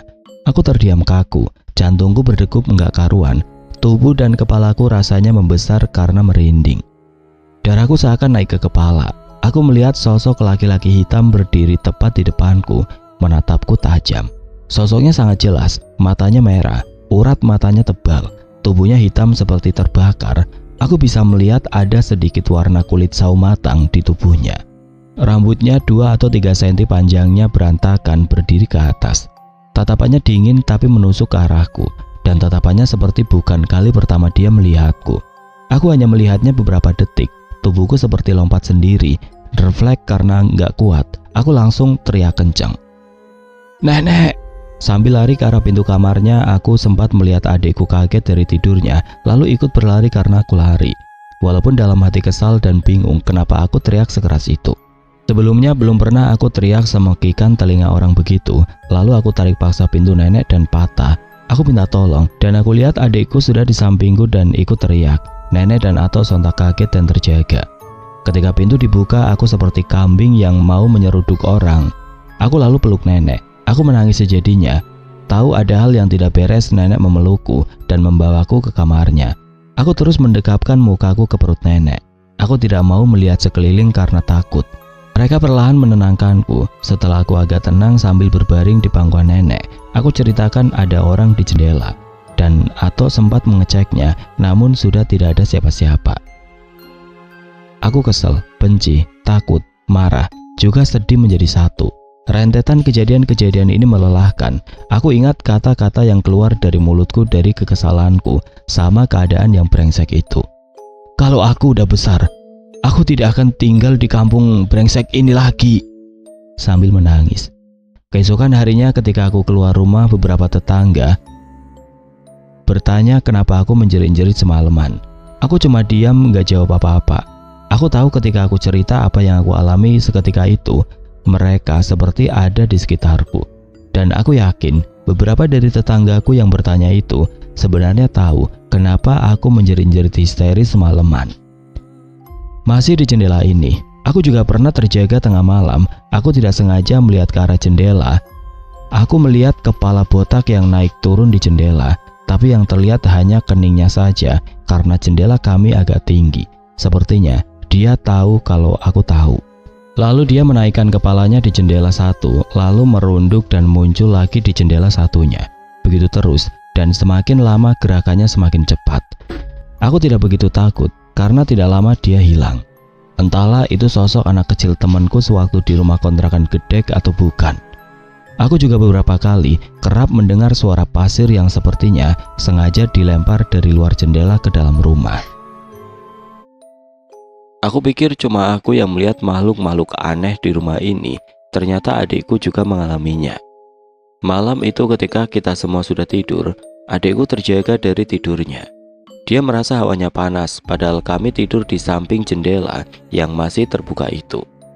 Dia melihat sebelah kanannya, ada aku sedang tidur menghadap ke kanan. Tidak kuat dengan hawa panas itu, adikku lalu berinisiatif menaruh bantalnya di lantai. Maksudnya agar dingin. Nanti kalau sudah dingin, dia ambil lagi buat dipeluk. Lantai rumah kami memang masih menggunakan semen tipis seadanya, yang kalau kebentur benda keras langsung retak. Adikku lalu menaruh bantalnya ke lantai dengan memanjangkan tangan kirinya ke pinggir-pinggir kasur. Setelah beberapa lama dia menunggu, dia lalu mengambil bantalnya buat dipeluk. Dipan kami tidak begitu tinggi, jadi dia tidak perlu turun dari kasur buat ambil bantalnya. Hanya tinggal geser badan sedikit ke pinggir, langsung bisa diambil. Dengan mata mengantuk, adikku lalu mengambil bantalnya dan memeluknya. Ketika dia ingin melanjutkan tidurnya, dalam posisi terlentang dia dikejutkan dengan sosok laki-laki berkulit hitam yang menatapnya dari atas kelambu. Dia melihat adikku dengan tatapan yang tajam dalam posisi telungkup, hampir seperti orang sujud. Kukunya panjang dan jari-jarinya seperti orang mau menerkam. Anehnya kelambu kami tidak menekuk sama sekali, padahal sosok itu nempel di kelambu bagian atas. Adikku yang melihat keadaan tidak biasa itu cuma bisa diam sambil berusaha mencerna apa yang ada di hadapannya. Tidak berapa lama pandangannya dialihkan ketika dia menyadari ada yang aneh di lubang-lubang ventilasi di atas pintu dan jendela. Dia melihat ada banyak mata yang memperhatikannya dari lubang-lubang itu. Tidak hanya di situ, dia terkejut ketika dia menghadapkan pandangan ke arah kirinya. Di ruang tengah rumah, ada sosok perempuan bergaun putih berambut panjang sedang mengitari ruangan tersebut. Tangannya yang panjang sambil sesekali menghidupkan dan mematikan saklar lampu. Melihat ada orang-orang aneh yang baru dia lihat di rumah sambil menatap sosok lelaki di atas kelambu, dia teringat kata-kata hantu. Dia lalu menyebut nama hantu sambil bertanya-tanya. Matanya melihat sosok di atas kelambu sambil memeluk bantalnya yang sudah tidak dingin lagi. Seketika dia merasa merinding. Dia lalu mengarahkan badannya miring ke kanan, yaitu menghadap ke arahku, sambil menaruh bantalnya ke wajah. Ketika dia menghadap ke punggungku, dia melihat seperti ada seseorang tidur di sampingku. Dia mencoba mengintip dari lubang-lubang kecil dari ujung bantal yang dia tutup di wajahnya. Betapa terkejutnya dia melihat ada sosok pocong bertubuh besar dan wajahnya hitam legam yang sedang berbaring di sebelahku menghadap ke kiri. Wajah pocong ini tepat ada di depan wajahku, namun matanya yang sebelah kanan melihat ke arah lubang kecil di ujung bantal yang ada di muka adikku. Seakan-akan dia tahu kalau adikku sedang melihatnya dari lubang itu. Adikku hanya bisa diam kaku sambil mencerna apa yang dia lihat. Beruntungnya azan subuh sudah berkumandang dan tiba-tiba semua yang dia lihat lenyap tidak berbekas. Adikku menceritakan ini ketika dia sudah cukup besar, ketika kami sudah pindah. Selama kami tinggal di rumah ini dan mengalami hal-hal aneh, kami tidak berani menceritakan yang kami alami secara gamblang. Tidak tahu kenapa, tapi mengingatnya saja kami takut. Aku pernah menceritakan sosok-sosok yang menyeramkan yang muncul dari bantal yang aku taruh di wajahku, dan seketika sosok itu muncul di belakangku. Aku lalu menjerit-jerit ketakutan. Sore itu seperti biasa adikku sedang mandi setelah bermain seharian. Walaupun masih kecil, kami dibiasakan mandi sendiri ketika di rumah ini. Saat menimba air, adikku tidak kuat mengangkat timba air yang menurut kami waktu itu lumayan berat. Ditambah itu timba bekas adukan semen. Sambil menarik tali timba sekuat tenaga dengan menggesekkan talinya ke pinggir sumur, lalu dia injak tali yang sudah dia tarik dan ditarik lagi. Tidak sengaja injakannya terlepas dan timbanya jatuh ke sumur. Karena sudah mulai gelap, dia menyudahi mandinya. Keesokan harinya Atok yang sudah tahu kalau timba sumur jatuh, dia lalu mengambil gala yang sudah diikatkan besi yang melengkung di ujungnya. Gala ini selalu sedia di dekat sumur, mengingat kami lumayan sering menjatuhkan timba. Atok perlahan-lahan memasukkan gala ke dalam sumur sambil mencoba mengaitkan besi di ujung gala ke tali timba. Cukup lama ia mengayunkan gala bambu tersebut sambil benar-benar terkait. Kondisi Atok memang tidak begitu sehat pada waktu itu. Ia bermacam-macam kiriman silih berganti datang ke rumah. Setelah mencoba beberapa kali, akhirnya seutas tali benar-benar tersangkut di ujung gala. Perlahan Atok mengangkatnya. Ketika muncul ke permukaan, betapa terkejutnya Atok mendapati bukan timba yang ia lihat, melainkan tengkorak yang sudah diikat tali sedemikian rupa. Seperti tidak percaya dengan apa yang dia lihat, dengan perasaan yang takut dan tubuh gemetar, ia perlahan mengangkatnya ke atas. Dia lihat dengan jelas itu adalah tengkorak kepala babi. Ia lalu membawanya ke rumah dan memberitahu nenek yang sedang sakit pada waktu itu. Nenek sangat terkejut. Keadaan yang sudah parah ditambah ada yang sengaja memasukkan tengkorak itu ke sumur kami, satu-satunya sumber air yang kami gunakan. Sekarang sumur yang selalu kami gunakan untuk keperluan sehari-hari, dari mandi, wudhu, masak, minum, cuci-cuci dan kebutuhan lainnya, sudah tidak bisa lagi digunakan. Siang itu aku pulang untuk minum karena haus ketika main. Ketika aku ke meja ingin mengambil air yang ada di teko, nenek sedang terbaring di ruang tengah bilang, "Kita tidak ada air itu tidak bisa diminum." Aku yang sudah kehausan merasa bingung. Bagaimana mungkin tidak ada air, sementara kemarin kita masak air cukup banyak. Ditambah lagi kita selalu sedia air di termos dan di ceret-ceret yang ada di rumah. Nenek lalu melanjutkan, Tadi atau kau dapat tengkorak kepala babi dari dalam sumur. Aku sontak tercengang, terdiam membatu. Tiba-tiba hausku hilang. Dengan wajah sedikit tidak percaya sama apa yang nenek sampaikan. Di mana tengkoraknya? Aku bertanya dengan wajah yang bingung, tidak percaya tapi penasaran. Diletakkan atau di samping rumah, di bawah pohon putih, ujar nenek yang tidak bisa menunjukkannya langsung karena susah bergerak. Dengan perasaan penasaran tapi juga was-was, aku ke samping rumah mendekati pohon pete itu. Aku lihat benar ada karung goni berwarna putih di bawah pohon itu. Seperti ada sesuatu yang besar di bawah karung itu. Aku sempat mengambil sebilah ranting kayu untuk menyingkap karung tersebut. Namun ketika aku sudah sangat dekat, aku mundur. Aku mengurungkan niatku untuk membukanya. Ada perasaan takut yang muncul, ditambah ketika nanti aku melihatnya dengan jelas, aku akan terbayang-bayang. Aku juga tipe orang yang jijian. Bagaimana aku bisa menyuap nasi ke mulutku jika aku terbayang bentuk tengkorak itu ada di sumur kami. Tubuhku juga tidak berhenti gemetar. Tapi rasa penasaranku juga kuat. Aku lalu merundukkan tubuhku ke tanah sambil melihat ke celah-celah kecil yang terbuka dari bawah karung itu. Ketika aku melihat moncongnya, ada taring panjang yang muncul dari atas moncongnya. Aku semakin ketakutan. Tidak tahan dengan keadaan itu, aku lalu masuk ke rumah. Pikiranku berkecamuk. Tiba-tiba aku merasa mual, pengen muntah rasanya karena mengingat selama ini aku minum dan makan air sumur yang ada tengkorak kepala babi di dalamnya. Sambil bertanya-tanya di dalam hati, sudah berapa lama dia ada di dalam situ? Berarti selama ini siapa yang menaruhnya? Kok tega? Aku jadi tidak karuan dengan berbagai macam pertanyaan yang muncul di pikiranku. Setelah kejadian itu, sebenarnya aku tidak ingat berapa hari setelahnya kami disibukkan dengan mengumpulkan barang-barang rumah. Dari pakaian sampai perabotan rumah tangga. Kami membawanya ke kanal, sebuah sungai yang cukup besar yang jaraknya lumayan jauh dari rumah. Kami lalu menyamak atau mencuci pakai lumpur barang-barang tersebut. Dulu aku tidak begitu mengerti, tapi jika ada barang-barang atau bagian tubuh yang tersentuh oleh anjing atau babi, maka kita menyiramnya dengan air lumpur. Tengkorak kepala babi tersebut cukup lama berada di samping rumah. Nenek mencoba mencari pelakunya, namun tidak ada yang mengaku. Ya iyalah, harapan yang sudah pasti mustahil pada saat itu. Setelah beberapa lama aku sudah tidak melihat karung goni itu lagi. Ketika aku tanya ke nenek, ternyata Atuk menguburnya di suatu tempat. Setelah itu sumur sudah tidak kami gunakan lagi. Sumur tersebut masih ada sampai saat ini. Setelah penemuan itu kami menggunakan air parit yang ada di belakang rumah untuk kebutuhan sehari-hari, dan sesekali mengambil air di sumur orang. Kami juga menampung air hujan ketika hujan tiba.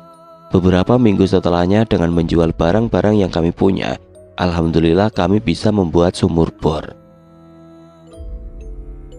Waktu itu malam-malam nenek sedang mencuci pakaian di belakang. Keadaan nenek memang tidak menentu. Kadang sehat, kadang sakit. Pas lagi nyuci, nenek menyadari seperti ada orang di ruang tengah sedang berdiri. Mungkin nenek pikir atau kami yang terbangun. Nenek mencoba melihat dengan mencondongkan tubuhnya ke arah pintu belakang untuk melihat siapa yang berdiri di ruang tengah. Pas nenek lihat, ternyata sepasang kaki. Sosoknya seperti orang yang bertubuh tinggi besar. Wajahnya hitam dan sangat menyeramkan. Nenek kaget dan ketakutan. Nenek lalu memanggil dan meminta tolong, dan sosok itu hilang. Mungkin sosok ini yang dimaksud hantu beku ganjang. Waktu itu sosok ini lumayan terkenal karena beberapa warga sering memeliharanya. Ada yang bilang dia adalah sosok pengintai. Ada juga yang bilang kalau melihat sosok ini, jangan melihatnya ke atas. Sebisa mungkin rundukan pandangan ke bawah, karena jika kita melihat ke atas, dia akan semakin tinggi sampai membuat kita terjatuh ke belakang. Aku sendiri belum pernah melihat sosok ini, dan kalau bisa jangan. Pernah juga ketika nenek lagi nyuci, nenek seperti mendengar suara kain yang tertembus angin. Suara itu muncul lalu hilang. Awalnya nenek tidak tahu itu apa. Mungkin salah dengar. Tiba-tiba sosok ini hinggap seperti burung di papan pojok rumah sambil memperhatikan nenek. Ternyata itu adalah sosok perempuan bergaun putih, rambut panjang. Kami menyebutnya Langsuir. Sosok yang suka menghisap darah manusia, terutama anak kecil. Dia juga sering menunggu orang hamil tua di bawah kasur. Ternyata sedari tadi dia mengitari rumah, melihat-lihat aku dan adikku sedang tidur. Nenek yang tahu maksud dari kedatangannya langsung teriakin dia. "Mau ngapain kamu kesini? Disuruh tuanmu buat ngambil siapa? Tak ada yang bisa kau ambil. Pergi kau. Kau makan saja anak tuanmu itu." Nenek terus menguatkan dirinya dengan suara yang kencang. Tidak lama dia pergi. Nenek bilang sosok langswir ini gak begitu menakutkan, tidak seperti sosok laki-laki tinggi besar itu. Awalnya aku tidak tahu tentang sosok ini, tapi nantinya dia akan muncul dan menjerit-jerit di pojok kamar kami. Katanya jika ada orang yang baru meninggal, untuk beberapa hari dia masih ada di situ. Jadi ketika aku masih duduk di sekolah dasar kelas 4, jika aku tidak salah, kami menjemput Uyut. Dia adalah ibunya nenek. Kami menuju ke kediamannya Uyut di suatu kampung di Kabupaten Rokan Hilir, Provinsi Riau. Uyut tinggal bersama saudara-saudara nenek di sana. Butuh waktu berminggu-minggu menjemputnya, dari menggunakan bis, lalu kapal feri, dan perahu untuk melewati sungai yang dihuni ratusan hingga ribuan buaya. Banyak kabar beredar jika buaya di sungai ini lumayan banyak makan korban setiap tahun. Dari anak-anak yang diterkam buaya pas lagi nyari udang, pengantin baru yang sedang mandi, dan banyak lagi. Konon kalau mau melewati sungai ini ada doa yang harus dibaca, lalu mengepalkan tangan menyeberangi sungai ini. Dan ketika sudah sampai darat, jangan lupa dilepas. Kita juga tidak boleh buat gemercik air yang keras jika lagi mandi di sungai. Harus pelan-pelan. Karena itu bisa memancing mereka untuk datang. Perahu lewat juga harus pelan, tidak boleh kencang. Katanya buaya akan mengejar. Buaya di sana katanya dijaga dan tidak boleh dibunuh. Hanya boleh nyawa dibalas nyawa.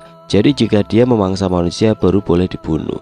Dan banyak lagi urban legend tentang buaya di sungai ini.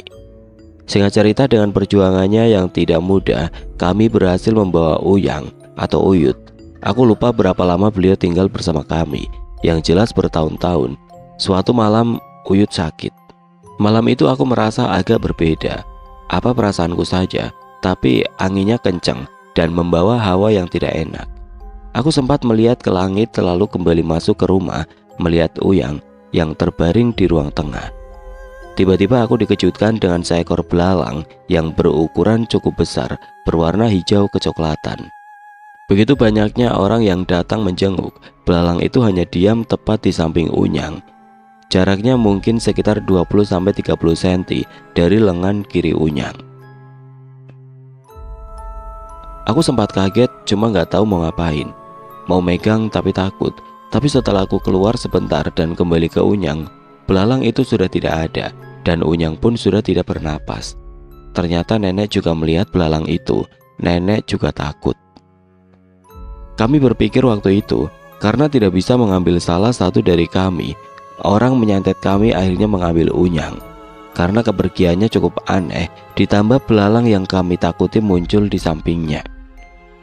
Singkat cerita, hari berlalu dan pemakaman Uyang sudah selesai. Sore itu tepatnya hampir maghrib, aku masih berada di depan rumah. Di depan pojok kiri rumah aku melihat seorang perempuan tua menggunakan tongkat berjalan menuju belakang rumah. Pakaiannya persis seperti Uyang. Aku bergumam dalam hati, loh ngapain Uyang sore-sore begini masih di luar rumah? Aku lalu mengikutinya hendak membawanya masuk ke rumah.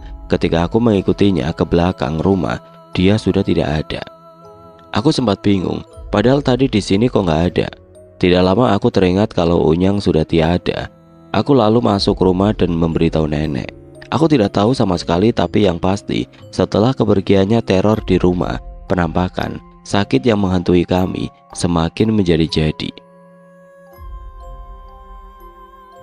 Cerita sedikit kemana orang tua kami. Suatu hari ada telepon masuk ke HP nenek, dan ternyata itu adalah ibuku. Sebenarnya sudah sedikit tahu jika kami punya ibu. Adikku juga sudah tahu. Jadi dia tidak manggil nenek dengan sebutan mama lagi, tapi ya hanya dengar saja. Nenek bilang ibu mau ngobrol. Aku sebenarnya enggan, karena kesal saja dan terasa agak asing saja. Tapi apalah daya, aku nurut. ketika aku ambil HP nenek. "Brengsek, kemana saja kau selama ini? Gak kau pikirkan kami di sini hidup susah? Kami gak punya siapa-siapa di sini." Dengan perasaan yang meluap-luap aku sampaikan ke kesalahanku. Lalu HP aku berikan ke nenek. Entahlah waktu itu aku merasa hidup ini tidak adil saja. Dengan semua rentetan kejadian yang terjadi rasanya capek. Aku sama adekku bahkan sempat berencana menikam seseorang dari mereka yang melakukan semua ini ke kami dengan sebilah pisau ketika dia di kebun. Padahal umur kami masih sangat kecil pada saat itu. Tapi langsung kami urungkan niat kami setelah aku bilang, "Gak bisa dek, kayaknya dia bakal tahu karena dikasih tahu peliharaannya. Kita ngomong gini saja mungkin dia dengar." Kami bisa bilang begitu karena di rumah itu seolah-olah semua kegiatan kami ada yang memantau. Untungnya kami tidak lakukan. Lanjut ke ibuku. Lambat laun hubungan ke ibu semakin membaik, dan setelahnya ibukulah yang meminta aku pindah ke Tangerang untuk melanjutkan sekolahku di sana.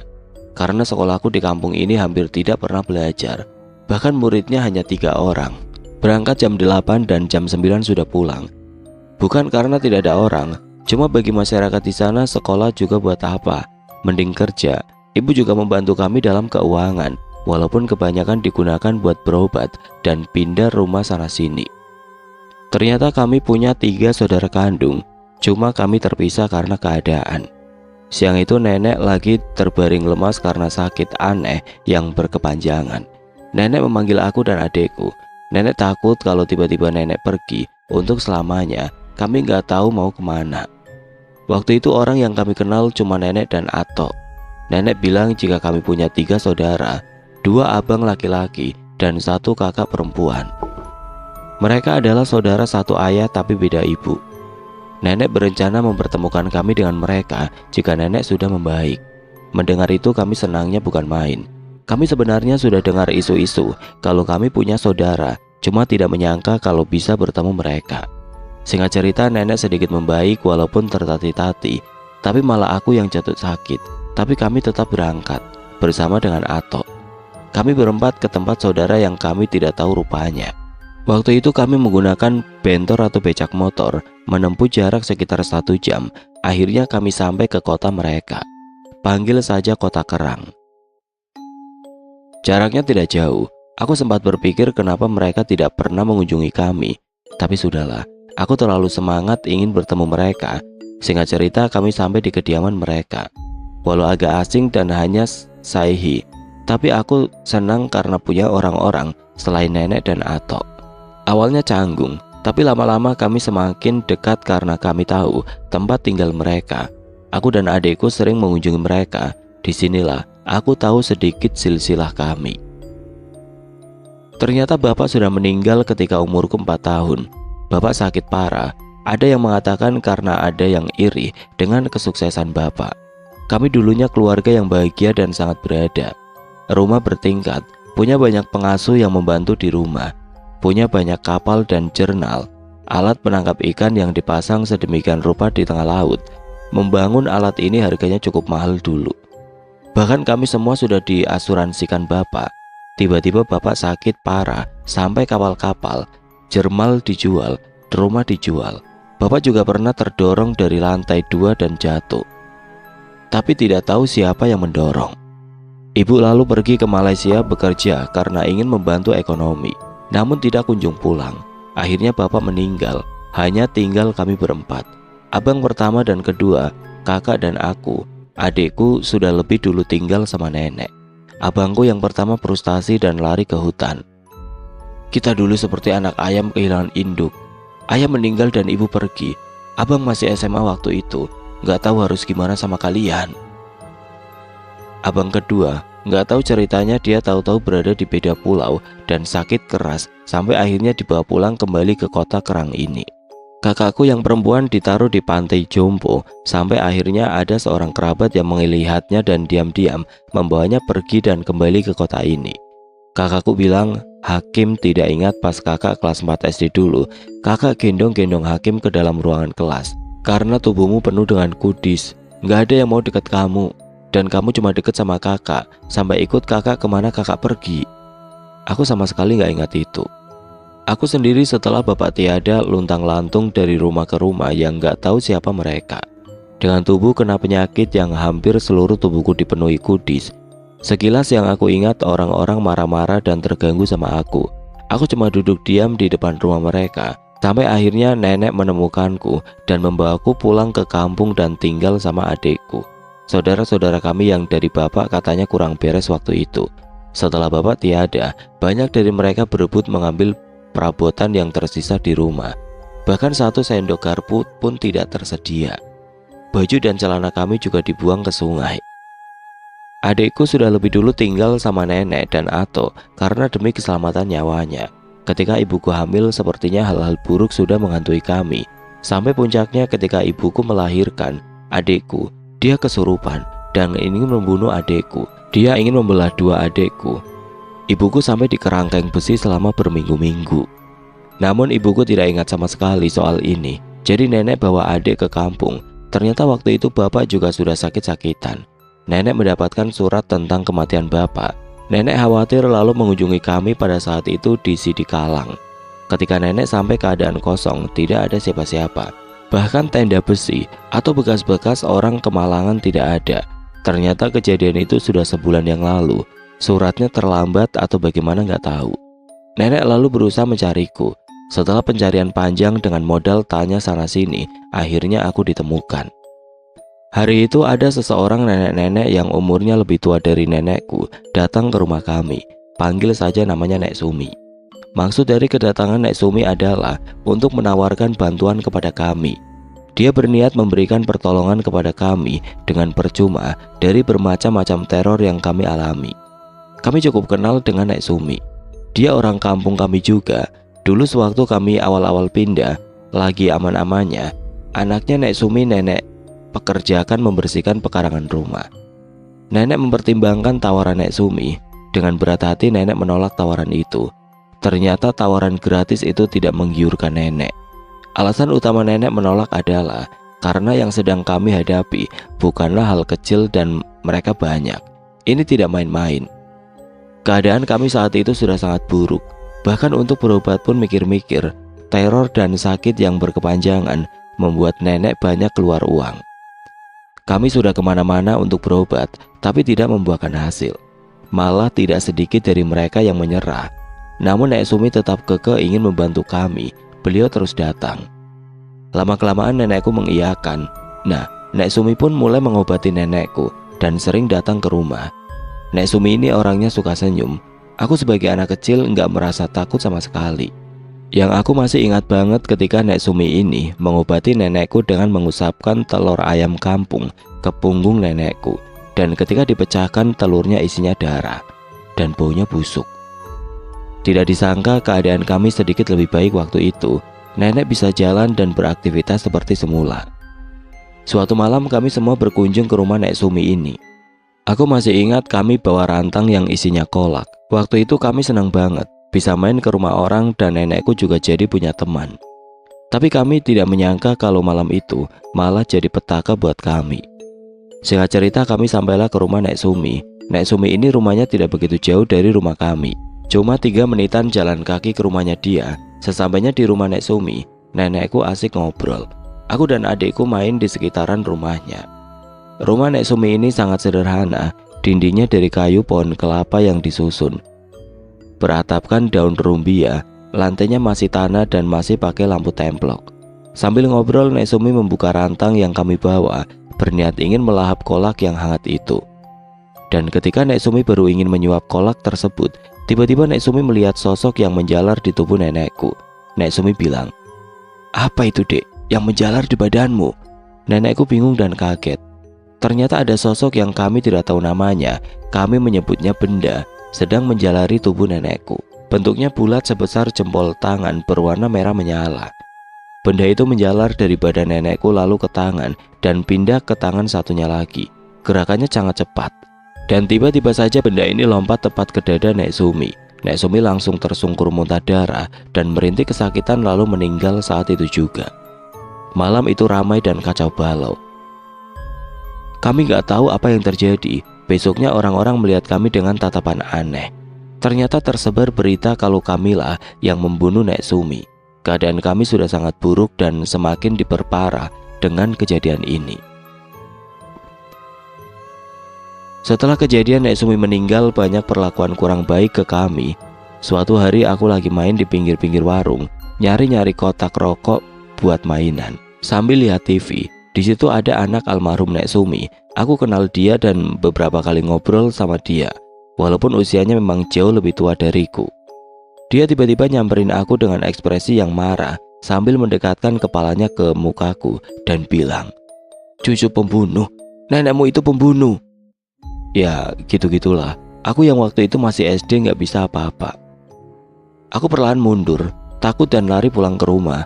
Aku gak bisa buktiin bukan kami pelakunya, dan memang cuma kami waktu itu di depan almarhum Nek Sumi.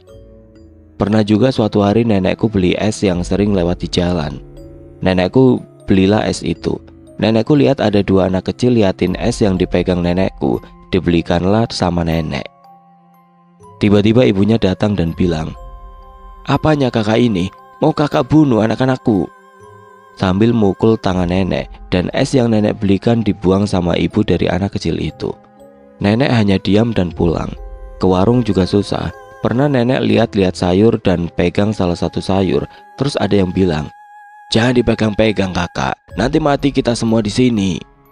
Pernah juga nenekku ngelayat karena anak sahabatnya meninggal. Kami sudah larang jangan pergi, karena kami sudah tahu bakal kayak gimana. Tapi kata nenekku itu teman dekatnya. Pas nenekku datang, semua orang liatin dia, dan semua barang yang disentuh dicuci, dan mungkin ada yang dibuang. Banyak yang mengaitkan kalau ada orang sakit atau meninggal itu karena kami. Kami juga nggak ikut wirid atau kegiatan kampung kalau lebaran sepi. Tapi anehnya kalau lagi butuh uang mereka datang. Teman-temanku juga menghindar dan nggak pernah lagi ke rumah. Kalau lagi kesel gitu mereka teriak sambil bilang, "Cucu tukang polong, tukang santet." Gitu-gitulah dan banyak lagi. Teror juga terus makin parah. Nenek juga sering sakit-sakitan lagi. Kalau lumpuh itu nggak terhitung, aku juga sering diganggu hampir setiap malam. Tanah dijual, apapun yang bisa dijual kami jual buat makan dan pindah rumah. Akhirnya kami pindah. Rumah kami siap dijual, sudah puluhan tahun gak laku, bahkan sampai sekarang. Rumahnya sudah sedikit lebih bagus waktu itu. Udah ada daun jendelanya dan sudah pakai seng. Tadinya atap seperti yang difoto, sekarang jauh lebih bagus lagi. Kami pun pindah. Kami pikir akan lebih baik, ternyata lebih buruk. Banyak teror dan kami tetap sakit-sakitan. Aku bahkan pernah hampir mati. Aku tiba-tiba keingat lagi satu kejadian yang menurutku juga penting dalam cerita ini. Perang goib. Jadi sebelum cerita ini lanjut ke pindah rumah, aku ceritakan satu kejadian menegangkan yang terjadi di rumah gedong. Kalau masih ingat tema melihat sosok yang sudah tiada, yang kami menjemput Unyang. Nah, di sana Unyang hidup bersama dengan anak dan saudara-saudara kami lainnya. Salah satu saudara kami panggil saja Bapak Singgit. Bapak Singgit memang punya sesuatu yang bisa dibilang tidak biasa, para sandaran. Sebenarnya ketika nenek sakit-sakitan, Bapak Singgit sudah tahu dan menolong sebisa mungkin dari jauh dengan menyuruh nenek doa ini dan itu. Namun sepertinya tidak begitu efektif, sehingga Bapak Singgit datang ke rumah dan melihat langsung. Karena yang kami hadapi kuat, ditambah mereka banyak, Bapak Singgit tinggal lama di rumah sampai berbulan-bulan. Dan ternyata itu tidak cukup. Sampai akhirnya keluarga Bapak Singgit, yaitu istri dan satu anaknya, mereka akhirnya pindah. Anaknya Tony bahkan pindah sekolah yang pada waktu itu SD kelas 5 atau 6, sampai SMP masih di rumah kami. Sedikit tentang Pak Singgit yang aku dengar dari anaknya si Tony ini yang dulu temanku main. Dulunya pas masih muda, Bapak Singgit mencari ikan di laut bersama dengan saudara-saudaranya. Hari itu cuaca buruk. Anginnya kencang dan membuat kapal tidak stabil. Lalu tiang kapal patah dan menimpa saudaranya. Kapal karam, mereka hanyut terombang-ambing. Saudara Pak Singgit semua selamat dan berhasil ditemukan nelayan, namun tidak dengan Pak Singgit. Bapak Singgit terbangun di pinggir pantai di sebuah pulau tidak berpenghuni. Aku tidak tahu pasti berapa lama dia di sana. Singkat cerita, ia bertemu dengan penduduk di pulau itu. Beliau disambut dan sampai menikah dengan salah satu perempuan di pulau itu. Dari pernikahan itu mereka dikaruniai satu anak. Aku tidak tahu nama dari anak ini, tapi aku kaget karena Tony bilang dia punya satu saudara lagi, cuma tidak terlihat. Ya, ayahnya menikah dengan jin yang tinggal di pulau itu. Beberapa orang menyebutnya orang bunian. Berawal dari sana dia punya banyak pegangan. Tony ini juga punya sesuatu. Nenek selalu bilang, jangan cari masalah dengannya. Karena kami orangnya jahil, jadi nenek mengingatkan. Nenek bahkan sering bilang pas kami lagi menjahilinya, cari 5 orang atau lebih yang badannya jauh lebih besar dari kalian atau yang lebih tua, keroyok dia, kalian tidak akan menang. Nenek bilang gitu biar kami tidak kelewatan. Dari situ kami sedikit hati-hati sama dia. Namun ya namanya juga kami, kalau nggak iseng ya bukan kami. Pernah suatu hari kami membuat Tony kesal. Seketika dia mengepalkan tangannya dan menumbuk kursi yang menurutku keras. Dan kursi itu bolong cukup besar, serpihannya terpental berantakan. Padahal dia melayangkan tangannya tidak begitu kencang. Ditambah dia masih anak SD. Di situ aku tercengang dan tidak main-main lagi sama dia. Kalau kepalaan itu mendarat di dadaku, gimana jadinya aku? Aku pernah penasaran dan menanyakan tentang kekuatannya itu. Dia beritahu aku semuanya. Salah satunya puasa dan lain-lain. Aku tidak akan kasih tahu detailnya. Tapi aku tidak pernah berniat melakukannya. Kembali ke Pak Singgit. Yang aku tahu, beberapa dari mereka adalah Hang Jaja. Aku tidak tahu perawakannya, namun aku pernah beberapa kali melihat Bapak Singgit memanggilnya. Malam itu Bapak Singgit masuk ke kamar kami yang waktu itu ada aku, adikku, nenek, dan Atok. Ternyata beliau sudah dikuasai seluruhnya sama Hang Jaja. Aku melihat mimik wajahnya, auranya, cara dia berjalan, senyum, bahkan logatnya beda dengan Bapak Singgit yang ku kenal. Pas dia melihatku dan adikku seperti orang baru bertemu. Nenek berbincang-bincang dengan Hang Jaja. Mereka membicarakan sifat Bapak Singgit yang memang keras. Bahasanya Hang Jaja ini aku sedikit paham, hanya saja logatnya kayak ada aceh-acehnya. Ternyata benar, nenek bilang dia berdiam diri, bertapa di suatu bukit di Aceh. Yang aku masih ingat pembicaraan mereka ketika Hang Jaja ini menyarankan nenek sama Atok buat naik haji.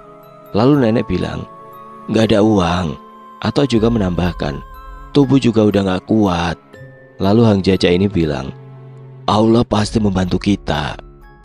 Dari yang aku tahu dari pembicaraan mereka, Hang Jaja ini sosoknya tidak begitu besar. Dan dia sebagai penyembuh, karena dia selalu datang buat menyembuhkan nenek. Lalu Bapak Singgit punya panglima 4 penjuru, utara, selatan, timur, dan barat. Semuanya kuat dan baik. Dan yang satu lagi yang jahat, yang bisa buat menghilangkan nyawa orang. Ia adalah panglima hitam. Semua jin-jin ini disebut sandaran. Selain memang Bapak Singgit menyebutnya begitu, ketika dia memanggil mereka, mereka memanggil Bapak Singgit dengan sebutan sandaran. Kalau aku mengartikan sendiri, mungkin seperti inang lah. Tapi semua jin ini tidak pernah minta apapun. Mereka datang dengan sendirinya, dan kalau dibutuhkan mereka datang. Bapak Singgit tetap ibadah, puasa, dan lain-lain. Nah, singkat cerita setelah kejadian Nek Sumi meninggal, tengkorak, kepala babi, dan lain-lain menghantui kami. Nenek cerita dan minta tolong sama Bapak Singgit. Dia memang luar biasa menurutku, wibawa dan perawakannya nggak main-main. Dia bahkan dulu membuka hutan buat lahan dengan membawa batang-batang pohon besar sendirian. Singkat cerita, Bapak Singgit ke rumah kami. Awalnya cuma membantu, namun karena keadaannya parah dan yang dilawan banyak, jadilah dia, istrinya, dan anaknya tinggal di rumah. Nah, disinilah hal serunya. Seketika itu rumah aman dan cukup tenang setelah kedatangan mereka. Namun ada beberapa orang yang mencoba ilmunya dan membuat istrinya Pak Singgit langsung sakit.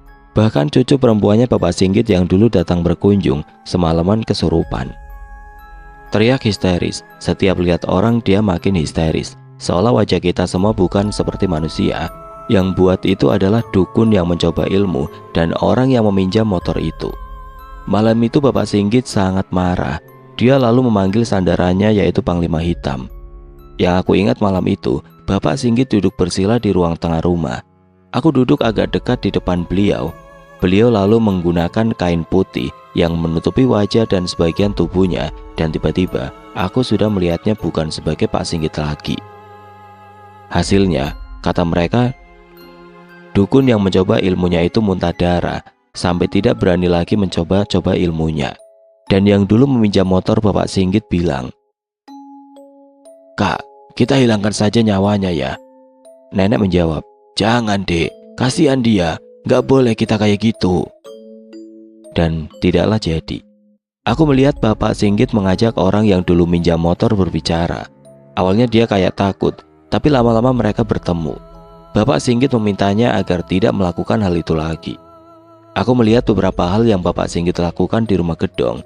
Dia keliling rumah dan ketika dia melihat sesuatu di tanah, dia hentakkan kakinya dan malamnya, bom, suara ledakan terdengar.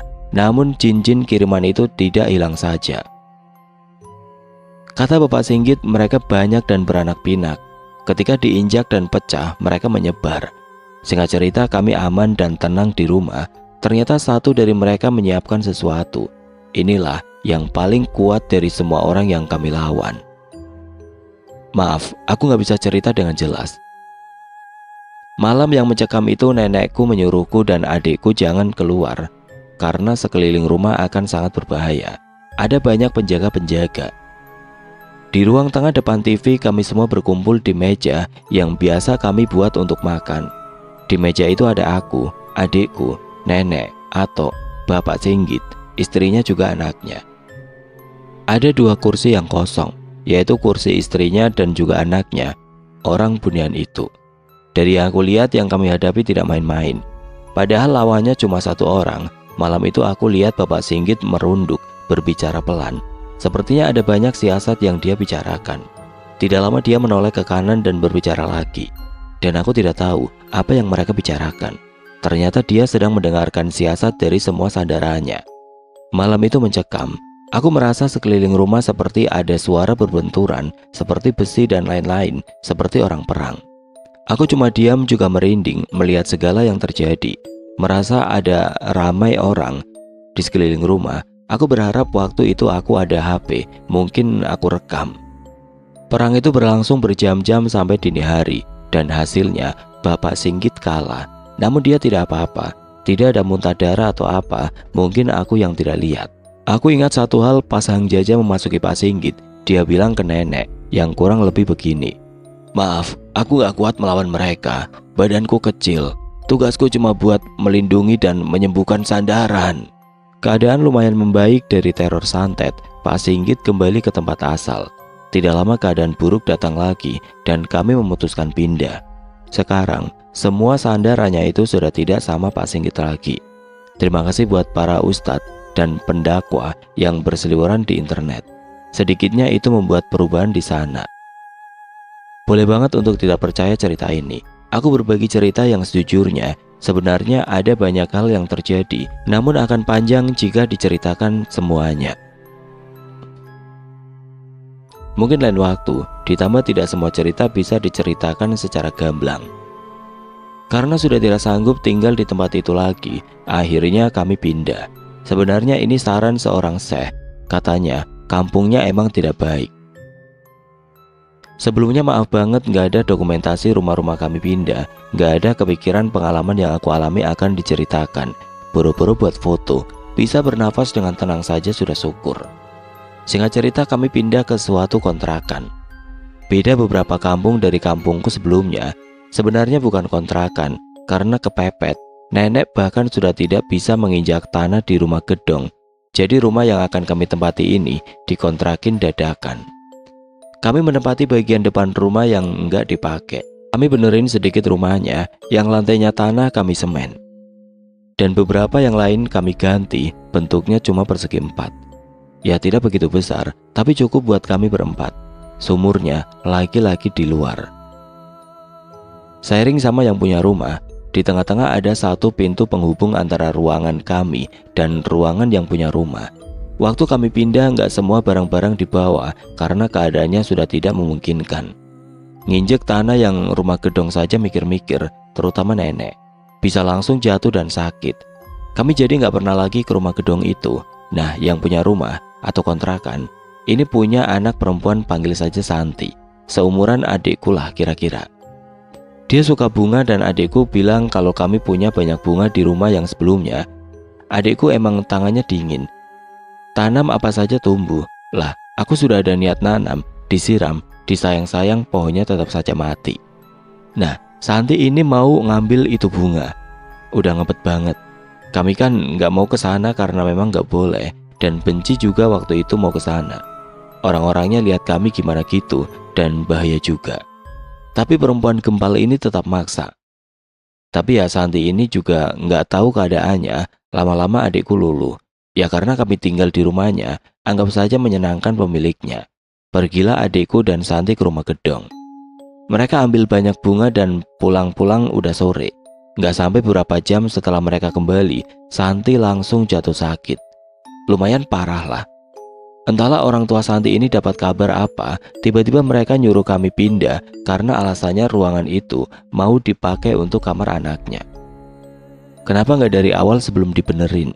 Padahal udah diperbaiki sama kami, tapi ya gimana, emang rumah mereka, jadilah kami pindah lagi.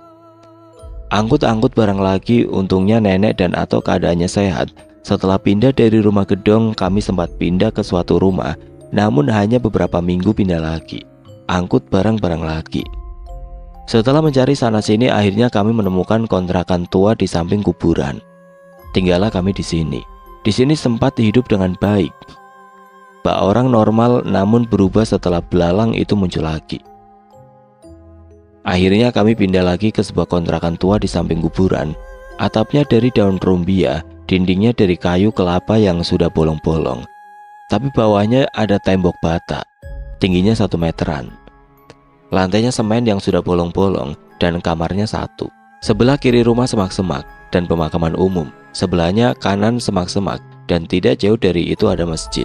Belakang rumah hutan dan ada beberapa kuburan tua. Beruntungnya, kontrakan ini sudah ada sumur yang berada di dalam rumahnya. Awal di sini kami nyaman karena ada banyak anak-anak seusia kami. Kami juga sehat dan nenek bisa usaha lagi. Kami berbaur sama tetangga dengan baik.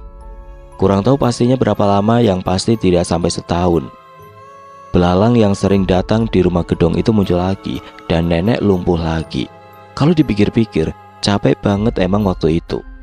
Sore itu adikku main bola di pekarangan rumah tetangga, rame-rame menggunakan bola adikku. Dia masih main sama orang-orang yang umurnya lebih tua, adikku paling kecil. Nah, pas lagi main, anak yang punya rumah nendang bola terlalu kencang dan masuk ke dapur. Terdengar suara teriakan dari dalam rumah. Ternyata bolanya kena ke makanan yang baru saja dimasak. Kayaknya kena minyak tanah, lalu tumpah ke makanan gitu. Tidak ada yang berani mendekat untuk mengambil bola. Nah, karena itu bola adikku, dia ambillah. Yang punya rumah udah emosi, marah banget lah dia, dan tiba-tiba keluarlah kata-kata yang dulu sering kami dengar, yang selalu buat dada sesak mendengarnya. Dasar cucu tukang polong, tukang santet, pembunuh. Nah, nenekku tahu masalah itu. Mungkin nenek capek diam. Kali ini nenek tidak diam lagi. Nenek samperin mau nanya kenapa bilang begitu. Berakhir ribut dan berantem lah. Ramai banget malam itu. Aku tidak berasumsi gimana-gimana. Kalau aku tidak salah, 3 harian setelah itu aku jatuh sakit. Berawal dari pusing, tidak enak badan, lalu tidak nafsu makan. Makin lama makin parah. Badanku kurus, benar-benar kurus, seperti tinggal tulang. Aku cuma berbaring di ruang tengah dengan mata menghadap ke atap, hampir tidak bisa bergerak. Aku bahkan tidak bisa menoleh ke kanan atau ke kiri. Sekalinya menoleh, pusingnya minta ampun. Rumah berasa benar-benar berputar 360 derajat. Maaf. Bahkan aku buang air di gendong, kadang di lantai, selama kurang lebih 6 bulan. Aku tidak merasakan apapun, hanya terbaring. Bicara sudah tidak sanggup. Nenek mengobatiku udah kemana-mana, ke mantri juga tapi nggak sembuh-sembuh, sampai ke Syekh. Sampai nenek pernah pulang nyasar pas mengobati aku. Suatu hari aku mendengar percakapan nenek dan Ato pas aku terbaring. Kayaknya tidak selamat si Hakim, Bang. Aku udah kayak mayat hidup. Siang itu aku lagi tidur dengan wajah menghadap ke atap. Cuma itu yang bisa aku lakukan. Di tidurku aku melihat seorang lelaki parubaya berjalan di atasku, di papan-papan dekat atap. Aku melihat punggungnya yang berjalan menjauh membelakangiku. Tiba-tiba laki-laki ini jatuh dari atas ke bawah. Seseorang menembaknya dari belakang tepat di dadanya. Laki-laki ini jatuh tidak jauh dari ujung kakiku. Laki-laki yang jatuh itu adalah almarhum bapakku. Aku tidak tahu rupa almarhum bapak. Fotonya pun tidak ada, namun di mimpi itu perasaanku bilang seperti itu. Nah, dari situlah aku terbangun dengan perasaan yang lebih baik. Tiba-tiba bangun bilang ke nenek, "Nek, aku mau makan." Wah, dengar itu nenek seneng banget, langsung nanya, "Mau apa? Mau apa?" Aku ingat banget pengen nasi goreng dari salah satu warung yang aku suka. Nenek langsung bilang ke Ato, "Bang, cepet beli bang." Ato lalu bergegas beli nasi goreng itu. Walaupun aku makan cuma sedikit, tapi itu sudah jauh lebih dari cukup untuk memberiku harapan untuk hidup. Aku perlahan membaik dan terus membaik. Aku masih ingat awal-awal aku bisa menolehkan kepala ke kiri dan ke kanan. Perlahan aku mencoba berdiri sendiri dengan memegang dinding-dinding rumah. Aku berhenti sebentar dan berjalan pelan menuju kamar mandi. Walau masih pusing dan kadang minta tolong untuk balik ke tempat tidur, namun aku bisa. Dan akhirnya aku bisa ganti celana sendiri yang tadinya cuma pakai sarung sampai saat ini. Ibu yang marah-marah itu sudah minta maaf dan sekarang sudah akrab dengan kami. Pagi itu aku lagi bermain sama adikku di halaman samping kiri rumah. Rumah ini memang halamannya luas. Ya hampir semua rumah orang pada saat itu halamannya luas. Semalam baru hujan deras dan pagi ini udaranya segar. Lagi asik main, pandanganku dialihkan sama sesuatu berwarna hitam yang keluar dari tanah. Aku pun mendekat. Penasaran itu apa? Pas aku lihat itu adalah kain hitam selebar telunjuk keluar dari tanah. Sepertinya karena hujan deras semalam membuat tanah kegerus, jadi kain itu keluar. Aku yang penasaran ingin menarik kain hitam itu keluar dari tanah. Ketika aku ingin pegang, muncul perasaan yang aneh. Aku gemetar, tubuhku merinding dan aku merasa takut. Lalu aku panggil Ato dan nenek yang saat itu sedang melihat kebun di samping kanan rumah. Ato datang lalu menarik kain itu keluar. Ternyata di ujung kain itu ada buntalan persegi 4 seperti bantal. Ketika dipegang, di dalamnya seperti ada paku, jarum, tanah dan kesat seperti rambut atau benang. Tiba-tiba aku teringat sesuatu. Beberapa hari yang lalu sore-sore ketika nenek dan Ato pergi bekerja, adikku keluar main. Aku pulang buat minum kalau tidak salah. Aku melihat punggung laki-laki sedang jongkok di samping pojok sebelah kiri rumah, tepat di mana kain hitam itu dikubur. Dia seperti sedang mengorek-ngorek tanah. Dia yang tahu aku melihatnya langsung terkejut, seperti buru-buru lalu berdiri dan pulang. Dia sempat melihat ke arahku dengan pandangan yang aneh. Pas aku lihat ternyata dia adalah guru ngajiku, panggil saja Pak Haji. Aku tidak menaruh perasaan curiga, cuma merasa aneh, tapi ya sudahlah pikirku. Di kampung wajar ada orang di pekarangan kita. Ditambah samping rumah memang digunakan beberapa orang lewat untuk ke kebun mereka. Nenek juga cerita jika istrinya Pak Haji sedang sakit. Beberapa hari yang lalu ketika nenek sedang sholat zuhur, beliau datang ke rumah, tapi tidak masuk ke rumah, hanya mengetuk dari jendela. Dia membawa segelas air dan meminta nenek untuk mendoakan air tersebut. Mendapati itu nenek terkejut. Nenek sempat bilang nenek tidak tahu hal-hal begitu, paling doa surat pendek seperti Al-Fatihah dan lain-lain. Namun Pak Haji memaksa dan tidak masalah. Nenek lalu turuti dan dia langsung pergi begitu saja. Ternyata air itu buat istrinya yang sakit. Nenek sempat pergi menjenguk ke rumahnya, namun nenek tidak begitu disambut. Tidak diajak bicara. Bahkan ketika nenek duduk, mereka membelakangi nenek terus, sampai akhirnya nenek pulang. Mungkin saja kain itu Pak Haji ini yang taruh. Aku bilang mungkin karena tidak ada bukti, tidak ada pengakuan atau minta maaf seperti yang lainnya, di mana mereka mengakui dan sudah minta maaf. Sepertinya seseorang yang tidak suka kami dari kampung rumah gedong ini, sengaja membuat tetangga kami ini sakit, karena melihat kami awalnya sudah dekat dan akrab sama banyak orang. Tidak tahu bagaimana caranya dia berobat sana-sini sampai akhirnya bertemu dan bilang kalau yang buat adalah nenek. Dan dia meminta syarat mengubur kain itu di dekat rumah dan meminta doakan air dari nenek agar sembuh. Dan ternyata benar sembuh. Dan jadilah mereka percaya jika itu nenek yang buat. Hal-hal adu domba seperti ini sering terjadi sama kami. Setelah kain itu ditarik, ada kepikiran buat kami tanam balik ke rumah mereka. Mungkin bisa balik ke mereka, karena kami yakin kain itu bukan guruku ini yang buat. Dia hanyalah disuruh. Lagi-lagi nenek menolak. Itu tidak baik. Lalu kami lanjut main dan kain itu ditaruh di jendela rumah sebelah kanan, tepatnya di pojok kanan bawah jendela.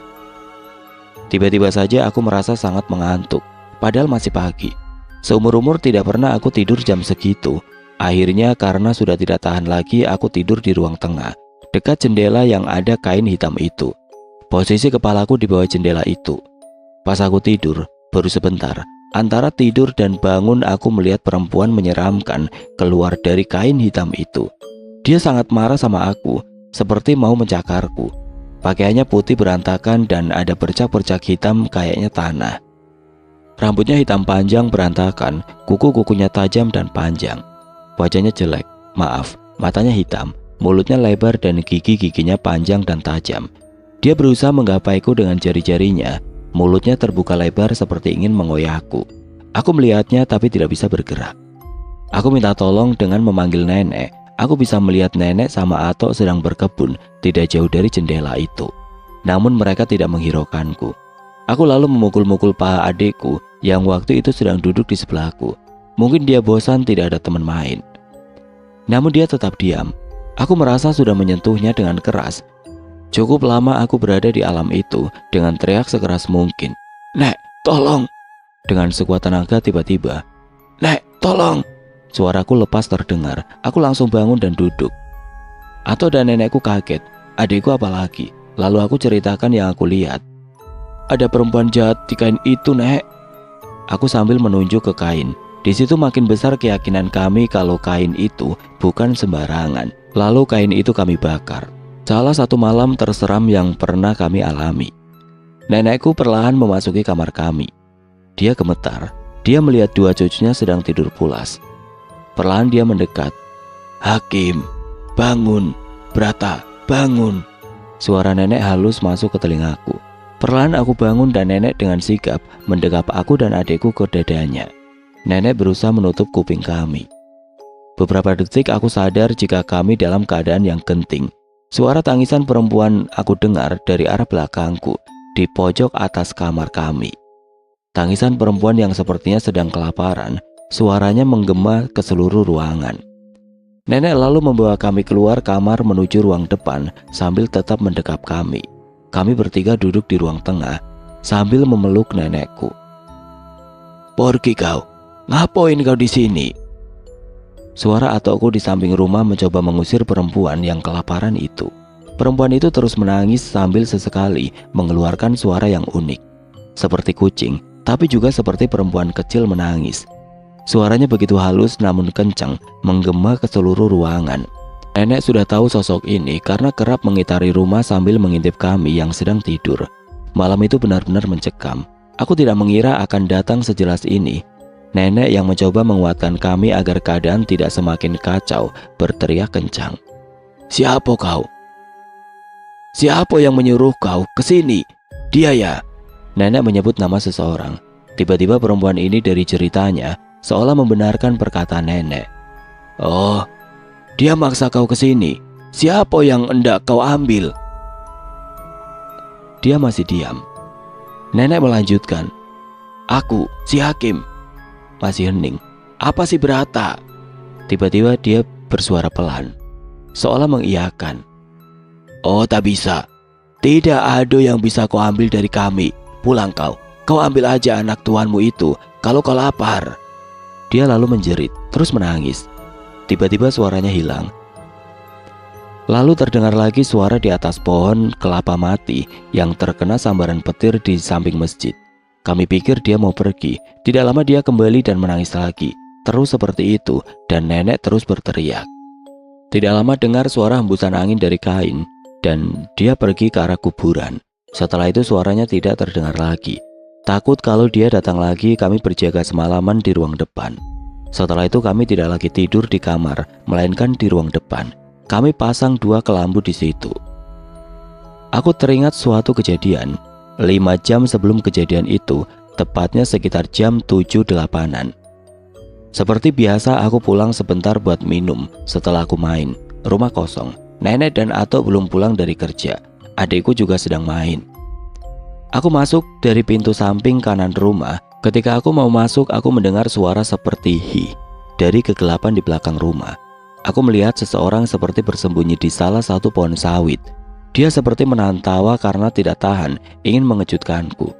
Aku tahu itu pasti Bayu, temanku main waktu itu. Dia diam-diam membuntutiku ke rumah, ingin mengagetkanku. Aku diam-diam mau mendekat, namun tidak lama dari belakang, aku mendengar suara memanggil namaku, dan ternyata itu temanku Bayu. Aku sempat kepikiran di pohon itu siapa. Cuma aku pendam sendiri. Aku pikir temanku Bayu ini lari-lari diam-diam ke kegelapan dan menuju depan dan memanggilku. Aku berkesimpulan yang memanggilku adalah Ling Swir ini. Dia sudah menunggu kami dari jam tujuan di rumah.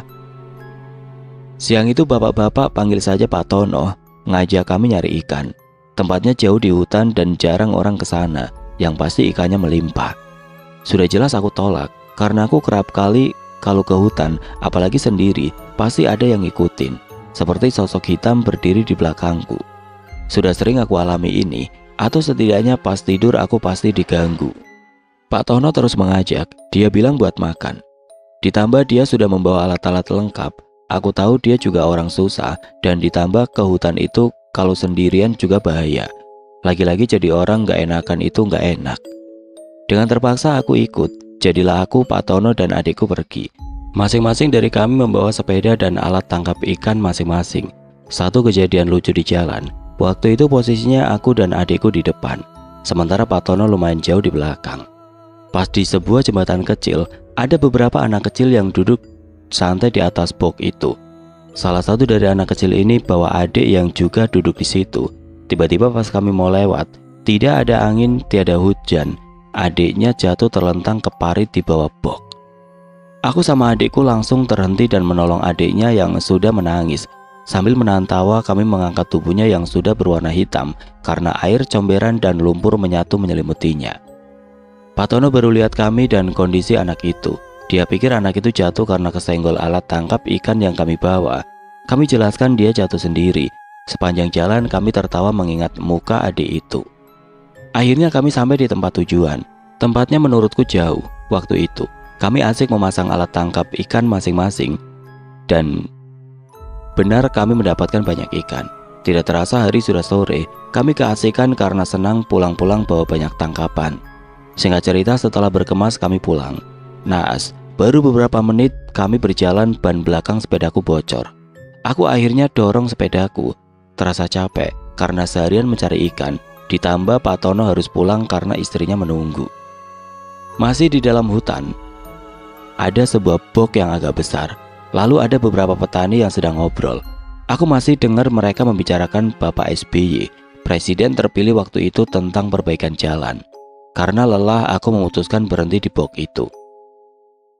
Pak Tono udah lebih dulu pulang. Adikku lalu memutuskan pulang duluan. Nanti dia kembali dengan membawa motor Astrea kami agar lebih cepat. Sambil menunggu, aku melihat sungai di box itu. Aku lihat ada banyak tangkapan ikan sepat. Aku pikir daripada menunggu diam, aku lempar saja pengilarku di sungai itu. Pengilar adalah alat tangkap ikan tradisional terbuat dari jaring kawat persegi 4. Hari makin sore. Bahkan bapak-bapak yang asik berbicara tentang perbaikan jalan tadi sudah pulang. Sampai akhirnya petang, adikku belum juga kembali. Aku sendirian sekarang. Melihat hutan-hutan di sekelilingku, tidak ada rumah satupun. Ketika mari berkumandang, adikku akhirnya muncul. Aku angkat pengilarku dan benar, ikannya banyak. Lumayan pikirku. Setelah menaikkan sepeda ke atas motor, kami pun pulang. Singkat cerita, malam pas aku lagi tidur, waktu itu kami semua tidur di ruang depan. Tidak berani di kamar setelah kejadian Langswir itu. Mimpi yang aku benci sampai saat ini tiba-tiba muncul. Aku melihat diriku sedang duduk di box itu. Aku melihat semua kegiatanku di situ. Dengan sangat jelas, sosok ini seolah menunjukkan sudut pandangnya dia ketika melihatku. Aku merasa seram karena aku di sini, tapi kok juga ada di situ. Tiba-tiba sudut pandangnya beralih ke aku yang sedang duduk di box. Pandanganku terarah ke ikan-ikan yang aku tangkap tadi. aku lihat sudah terhampar di tanah. Lalu muncullah suara menyeramkan entah dari mana asalnya. Seseorang yang marah aku mengambil ikannya. Lalu aku kembali ke posisi aku sekarang, yang sedang tidur sambil memeluk bantal di muka karena ketakutan. Setelah itu aku melihat dari kejauhan, ada sesuatu kecil yang tidak tahu bentuknya. Semakin lama semakin besar, membentuk seperti frame foto yang bisa dilihat dan mungkin jelas ke arah wajahku. Dia semakin dekat, sosok laki-laki menyeramkan seperti genderuwo. Makin lama gerakannya semakin cepat disusul dengan sosok perempuan yang menakutkan, lalu pocong dan banyak wajah menakutkan lainnya. Aku terbangun.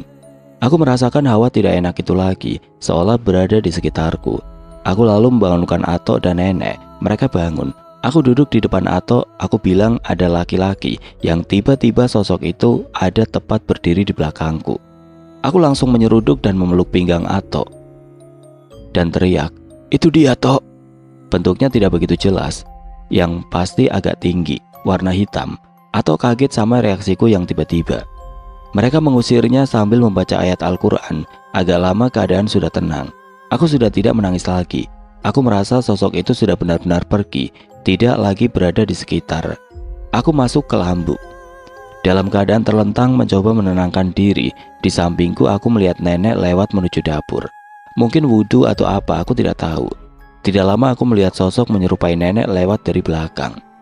Dia menatapku tajam, sorot matanya menakutkan. Jaraknya hanya 2 jengkal di sampingku. Aku tahu dia ini bukan nenek. Auranya sangat menakutkan. Aku melihatnya lewat di sampingku ketika sampai di ruang depan. Dia hilang seperti asap. Tidak lama nenekku yang asli lewat. Aku mau cerita ke mereka namun aku tahan karena keadaan sudah tenang. Atau sudah mau tidur, begitu juga nenek. Aku tahan ketakutan itu sendiri. Ketika subuh aku baru bisa tidur. Setelah bertahun-tahun pindah dan akhirnya kami kembali lagi ke rumah gedong. Rumah kesengsaraan. Ya, bisa dibilang bodoh. Kenapa harus balik lagi? Keadaan kami susah banget waktu itu. Bayar sewa rumah, apa-apa harus beli. Kalau di rumah gedong ini kebunnya luas, ibaratnya apa-apa saja ada. Kelapa, sayur-sayuran, buah-buahan, nggak perlu beli. Malah bisa dijual dan dapat uang. Kami pikir juga setelah bertahun-tahun sekarang keadaan sudah lebih baik. Sementara di rumah kontrakan di samping kuburan ini sampai makan rumput liar yang tumbuh di samping-samping rumah. Jadi ada rumput liar gitu di sekitar rumah, ada banyak. Nenek bilang kayak ini bisa dimakan buat obat. Oh iya nek, yaudah kita masak saja. Ya udah, coba tanya sama nenek ini, maksudnya yang punya kontrakan, boleh nggak kita minta? Ambil 1 tangkai kasih tahu nenek yang punya rumah. Aku ambillah dan lari, kucuk-kucuk ke rumah yang punya kontrakan. Gak begitu jauh jaraknya, lari nyampe. Assalamualaikum nek, nek. Waalaikumsalam, ada apa? Jawab nenek yang punya kontrakan. Nek, kami boleh minta daun ini nggak? Kataku sambil terengah-engah. Nenek yang punya kontrakan kaget. Mungkin pikirnya kami ngontrak dan ngurus rumahnya. Ya apa aja yang tumbuh di sekitarnya boleh diambil, selain sawit. Ah, ambil saja. Itu kan rumput, emang buat apa? Buat dimasak buat obat, nek. Ambillah, kata nenek itu. Aku lari ke rumah sambil teriak. Boleh, nek. Ambil banyak-banyak, kata nenek. Aku pun sibuk ngambil. Dimasak dan dimakan, lahap banget makannya. Dan memang enak. Enak, kata nenek. Iya nek, enak, kataku sambil menyuap. Ya bagus, ini buat obat biar sehat. Dulunya nggak begitu paham. Sekarang aku sadar kalau itu memang obat lapar. Pas kami balik lagi ke rumah ini lagi, ya banyak perbincangan ini dan itu. Ya macam-macam lah. Tapi waktu itu kita sudah cukup dewasa, jadi alhamdulillah nggak begitu parah. Aku lupa berapa lama setelah kami balik lagi ke rumah gedong ini, hubunganku dengan ibu semakin membaik. Ibu menawarkanku untuk pindah sekolah. Tanpa pikir panjang aku langsung mengiyakan. Jadilah aku ke Tangerang. Banyak hal lucunya di perjalanan. Ya namanya orang kampung sendirian lagi, pakai sendal, bawa kresek merah, HP layar kuning diikat karet di atas bawah, ditipu calo.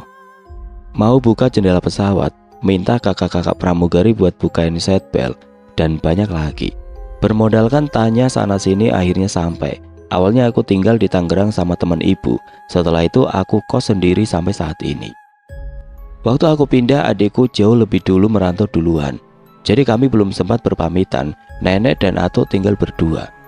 Nggak tahu berapa lama setelah kepergianku keadaan makin buruk lagi. Mungkin karena kami sudah tidak di sana. Pokoknya nggak aman buat mereka. Akhirnya Atuk dan nenek pindah ke kota Medan. Ibu membeli rumah di sana. Walaupun sudah pindah, aku tetap merasa ada sesuatu. Beberapa kejadian horor juga aku alami. Aku tidak berani menceritakan yang aku alami ini ke siapa-siapa dulu. Setelah genap umur 30 baru aku berani cerita dengan gamblang. Rumah gedong sampai saat ini masih berdiri tegak. Sebenarnya bisa saja aku tunjukkan fotonya, cuma cerita ini sudah sampai ke sana. Dan rumah sudah dirubah banyak, jadi tidak seperti di foto yang aku tunjukkan. Sumur masih ada sampai saat ini, tidak ada yang berubah. Terima kasih yang sudah baca. Kalau ada kejadian yang aku lupa, aku akan ceritakan. Dan maaf, penulisannya berantakan karena bukan penulis. Ternyata menulis tidak gampang. Oh ya, aku juga belum mendengarkan cerita lengkap versi adekku, nenekku, Pak Singgit, dan orang-orang yang dulu nyerang kami. Sedikit tentang orang-orang yang dulu melakukan ini ke kami. Sebagian dari mereka ada yang sudah meninggal. Sebagian lagi sudah minta maaf. Ada yang sampai nangis-nangis ke rumah, meluk-meluk adekku. Keadaannya sangat menyedihkan. Tidak lama dia meninggal. Ada juga yang diam saja, namun sudah berubah jadi lebih baik.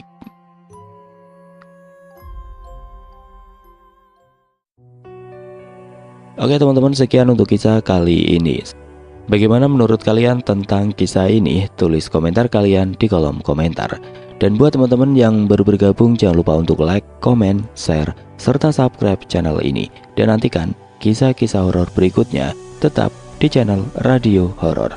Wassalamualaikum warahmatullahi wabarakatuh.